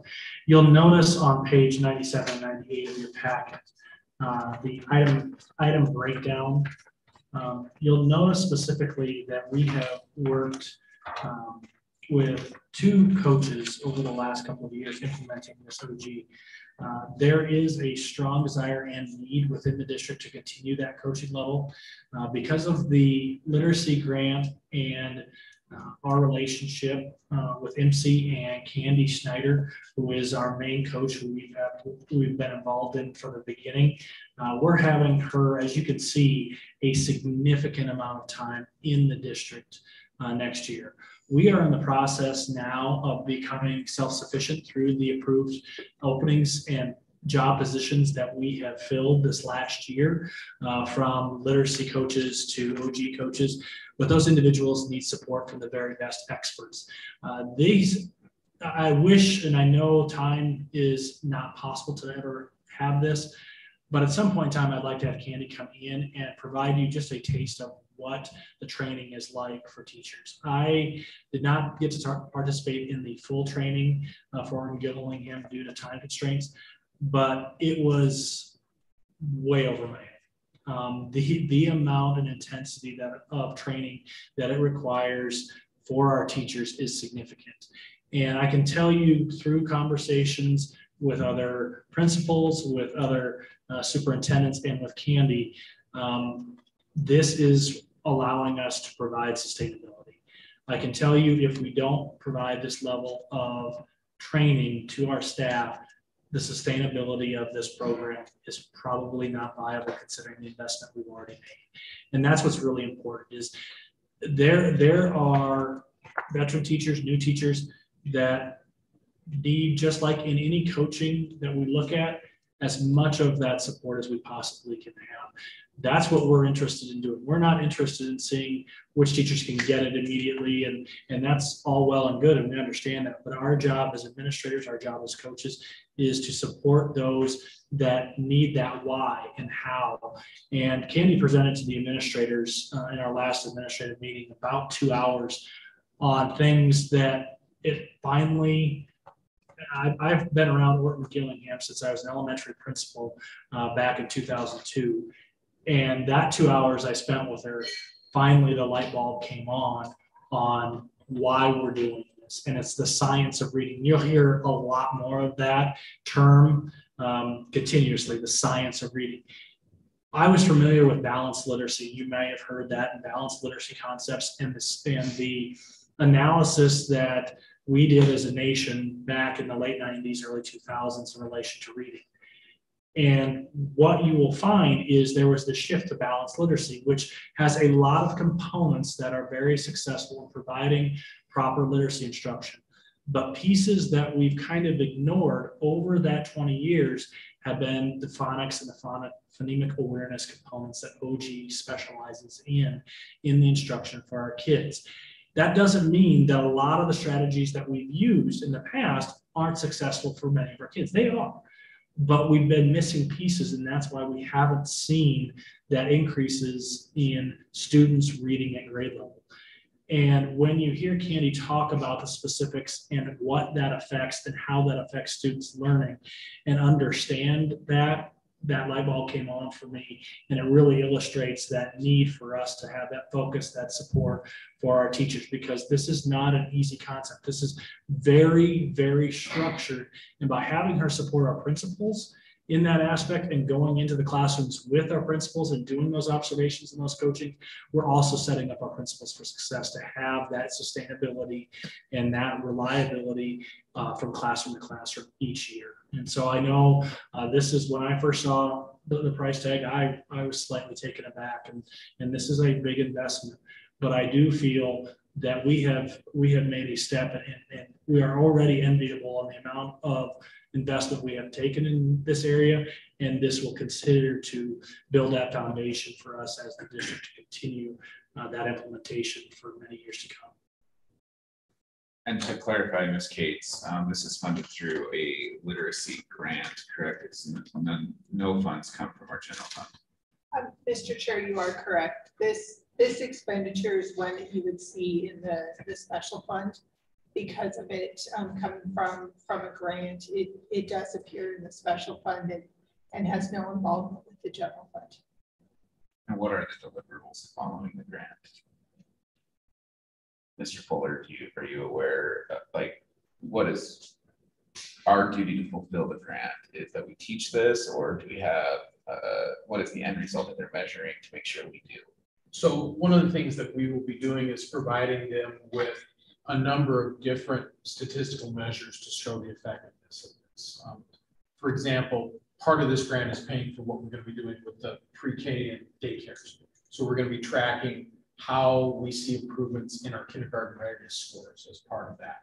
With our other grade levels, we're going to be looking at things like YTOP data, some of our progress monitoring tools. We can also look at the NAEP scores. So there's a lot of different statistical measures that we can use, including some of our district created assessments. And then, so those are the kinds of things that the WDE will be asking us to report back on. Thank you. And if I could, Mr. Chair, I was going to say I've been trying to get out ahead a little bit so that we have PD planned for as much as we can of the rest of the year. So this particular quote, I don't anticipate coming back to the board until we look at maybe next June to see what kind of things we'll need. Because again, I'm trying to get to the point where we're getting out far enough ahead that we can start planning things, let our employees know what's going on. And so that's part of the reason why this is one big contract. Thank you. Any further discussion? Hearing none, all those in favor of approving contracting with the Institute for Multisensory Education for District Burton Gillingham Professional Development Support for October 2022 through March 2023 in the total amount of $293,500, please signify by saying aye. Aye. Any opposed? Same sign. Any abstentions? Motion carries. Item M then is to consider approval of proposed revisions to district policy 3651.1 gate receipts and admission as presented on introduction and first reading. Is there a motion? I move to approve this item. Is there a second? Second. Moved and seconded to approve this policy, district 3651.1. Any discussion?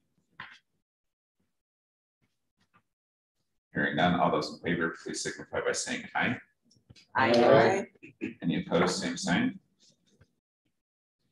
Any abstentions? Motion carries. Item N is to consider approval of proposed revisions to district policy 4150.5 /4241 military leave as presented on introduction and first reading. Is there a motion? I move to approve this item. There's been a motion to approve. Is there a second? Second. It's been moved and seconded. Any discussion? Hearing none, all those in favor, please signify by saying aye. Aye. Any opposed, same sign. Motion carries. Item O is to consider approval of proposed revisions and title change to the district policy 4119.5 /4219 and 5156 sexual harassment as presented on introduction and first reading. Is there a motion? I move to approve this item. A motion. Is there a second? Second. Seconded. Any discussion?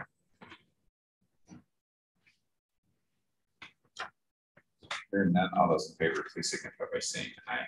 Aye. Any opposed? Same sign. Abstentions? Motion carries. Item P is consider approval of. I'm going to reword this. Item P is rejecting the single bid received from Complete Wireless Technologies for the P25 radio bridge project. That's found on page 138 of your material this evening. Is there a motion? I move that we reject the single bid received.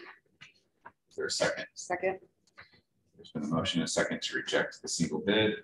Is there any discussion? I guess, why are we rejecting it? Mr. Chair, I can share on this one. This was a bid where the response was late and the response was incomplete. So Mr. Foster and I talked through it and felt that it was necessary that we reject this bid and then in about 90 days go back out for bid. What was incomplete is there was no bid bond. So there was no security for the bid. And it was a single bid. We didn't have multiple bids and it was late. Thank you. Any further discussion? Hearing none, all those in favor of rejecting the single bid received from Complete Wireless, please signify by saying aye. Aye.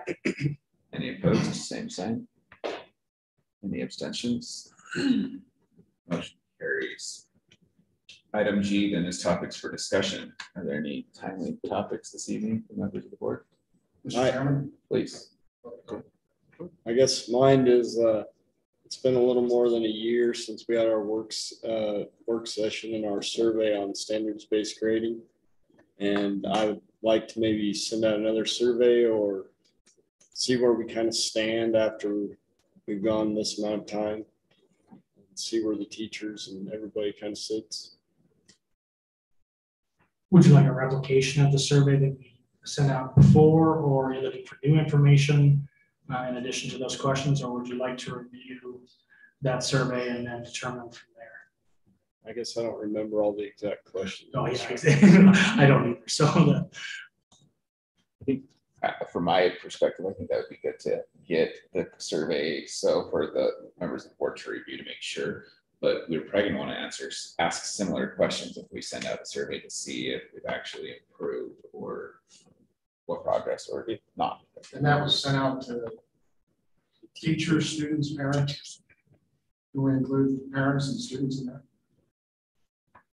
we can. The challenge will be then gaining their information outside of a website attainment. Like we wouldn't be able to utilize the students' emails because over the summer and those type of things. So we could certainly do that, but the authentication of that survey may become into question if we just throw a site out there. But we can certainly gain access that way. Is that something that can be offered for the end of the school year if we agree on the same? Possibly, yes. So we're going out. Tight timeline, but we could possibly do that, yes.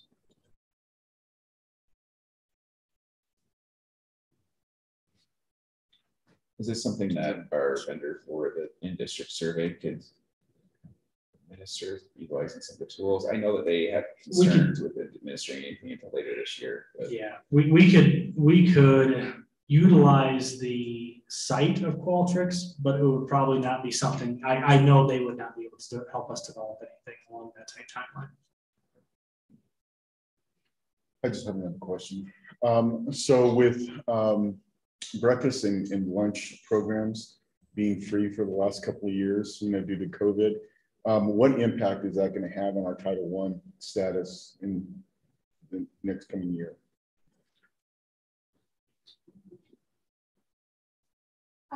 Federal funds are going to work through the same exceptions as they did last year. So next year we'll still run off of the 1920 free and reduced information that they recognize that we don't have prior year or current year, so we're still 2 years out on that information. So from 2020? And I believe it's 1920. Okay. I'd like to see a work session coming up just to discuss the attendance. These kids did a wonderful job of a presentation and maybe inviting the principals to that to get their input too. I think I actually, when they were talking, I think that those two things, there's some correlation between those two things, the standards-based grading and attendance. And I think that those two things could be, I think that it's something that we could potentially talk about in the same work session. Because I had it wrote down as both when they were talking about it. I agree with that. Will you clarify for me, if we have a work session, does that mean parents, students, teachers can come and we can interact, or is that the board gets to discuss? Be and we however cannot we interact with the structure a public? work session. Because I think it would probably be more beneficial to have something where we can actually communicate. Perhaps. In my mind, I thought that like it would be, if those three could come and do just, you know. One thing that I think is really important to identify is segments of our population and representative segments of population, that there is a strong need to have a representative model of the entire student population, because there's definitely factors that contribute to a lot of both of those things in attendance and grading that we haven't heard a lot from certain groups. I'm wondering, as we inform ourselves on both topics, would it be beneficial for subsets of the board, the entire board? I don't know how that would work, but to have maybe a forum held at each high school building, and have the principals and administrators help assist in getting some of those representatives there. So we hear from each community, because I think opinions may differ slightly between the communities. And I think it is important that we understand from across the socioeconomic demographic of the community, as well as across performance level academically, what various groups kind of think. And it may require multiple forums at maybe Torrington High School, because there's significantly number more students there. What would the board think of that as a way to do it? It might take us a couple of months to get through it. And I guess the other question would be, is subsets of the board or the entire board going to each of these? I would be in favor of something along those lines. It doesn't matter to me if it's the entire board or a subset. It's probably a little more efficient if it's subsets of the board kind of going, and as long as we're united in our listening. School. I do like the idea along their location, each location. So I guess, so we want to do it on location at each school, subsets of the board, or the entire board, I guess is the other question. I think subsets would be easier. Okay. All right.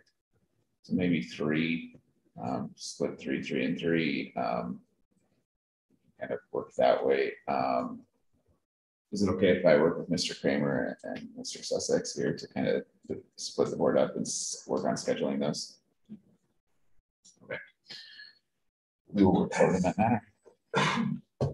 Hey, Zach, can I add something? Please. Sorry, this does not make any sense at all, but I don't know if some of this is just coincidence or it's just something that's really been in my mind the last month or two. It's come up tonight, so I'll just address it, but I do, without saying it at a work session, but I do think one piece that is missing, always has been missing, in my opinion, needs to be step one. Mr. Kramer handed to it is, I don't think, especially at the high school level, we have a true assessment of who the kids are. All the way around, and without having that honest assessment of who the kids are in the hallway, what their goals are. Like Mr. Kramer said, I think there's such, we might hear from 10% of them, we might hear from 20%, but who is the other 80? Without knowing that, I think I just think we have to know that to move forward in lots of these, lots of aspects. How do we get that? I don't know. I think it does take time, but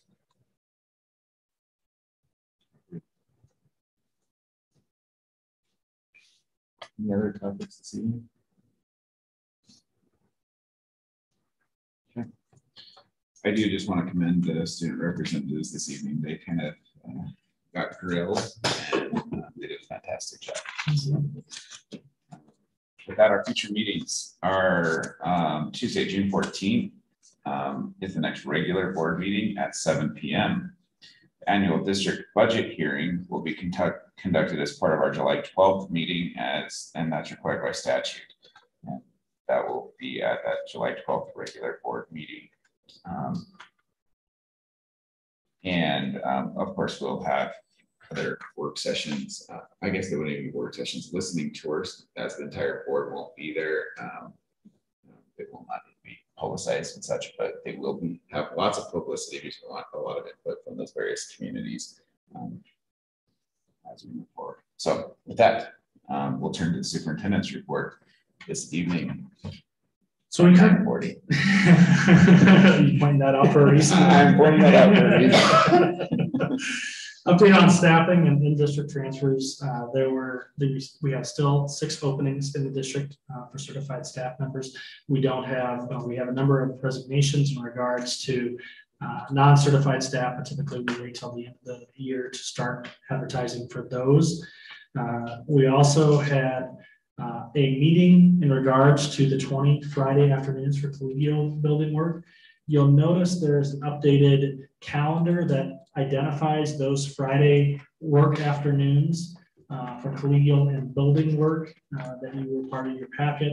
That was part of the group that considered which and where to put those as part of the salary relations. The update on student numbers.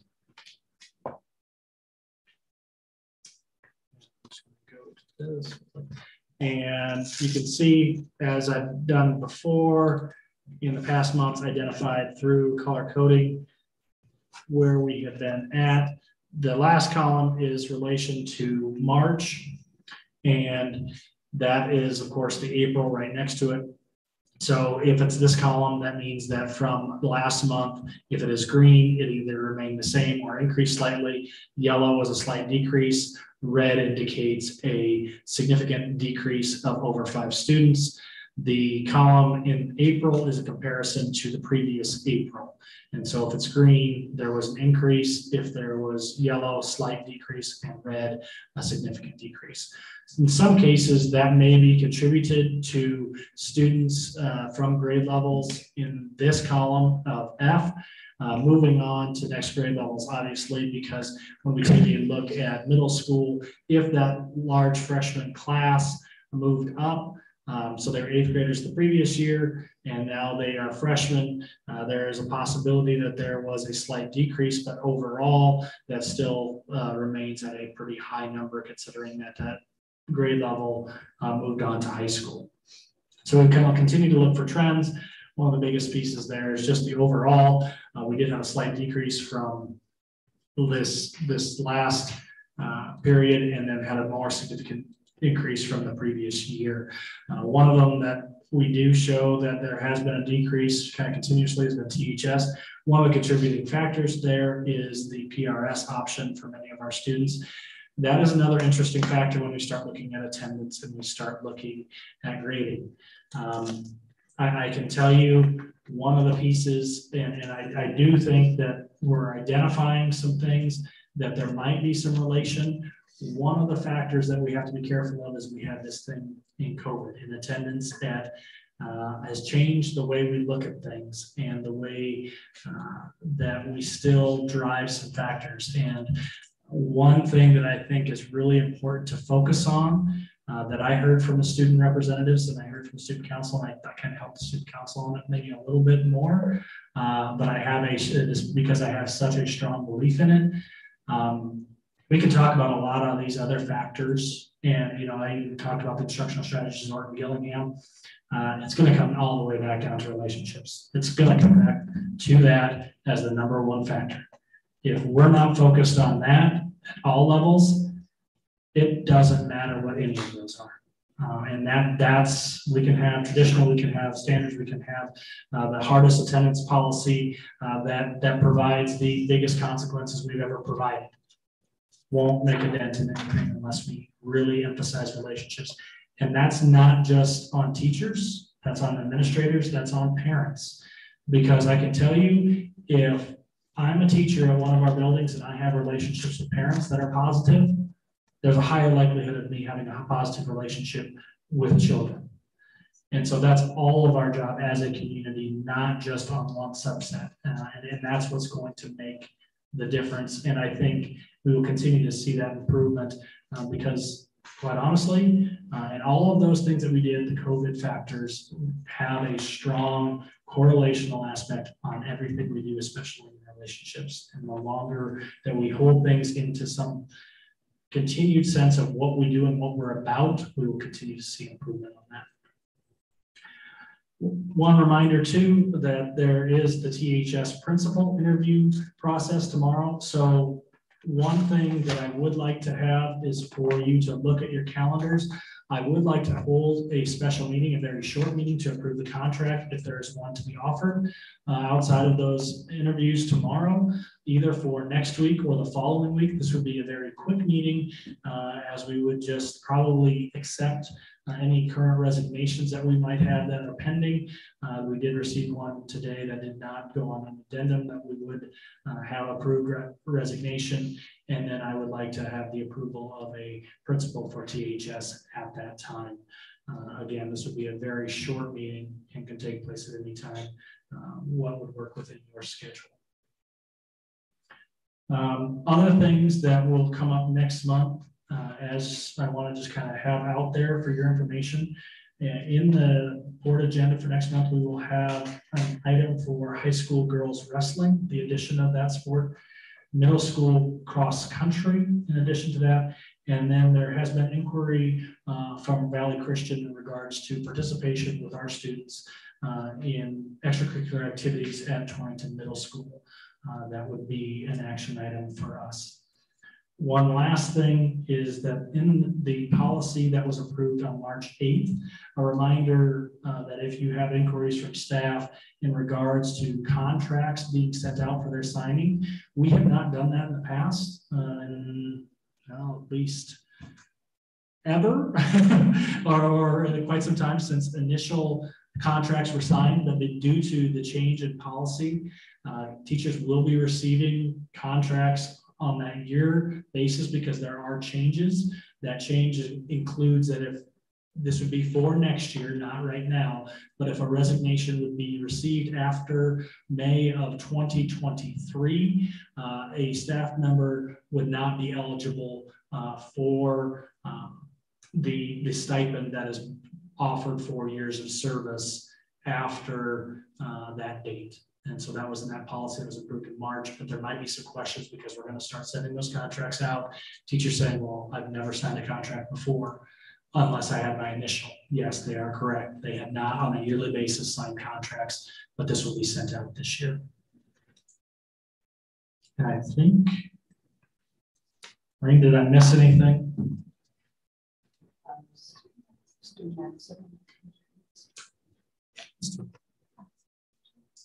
Oh. And so then we'll have on page 141, you have the information in regards to student accident insurance.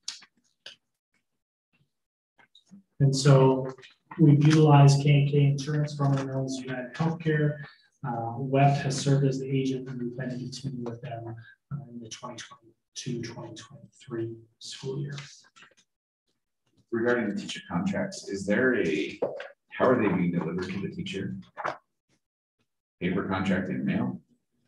Is it school mail? Through school mail? Okay.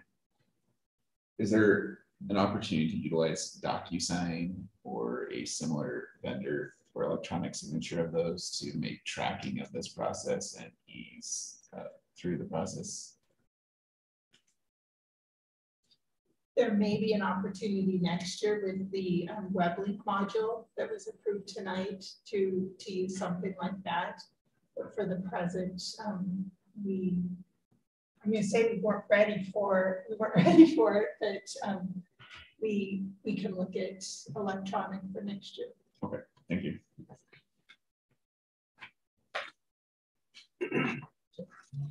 Any other questions? I have one quick question about that insurance.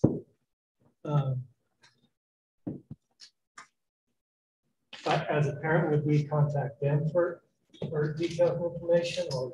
Yes. Mr. Chair, members of the board, this is insurance available to all parents. The information is to be provided at registration time. And parents actually go online and purchase the insurance. There's no cost to the district. It's simply supplemental that the parents work with them to initially purchase. And then if there's an accident throughout the course of the year, they work directly with the insurance provider. You know how much that insurance is? It's very inexpensive, but it depends upon your particular student. If they're a young elementary student, it's going to be less than a male playing football. And they price it simply based upon that.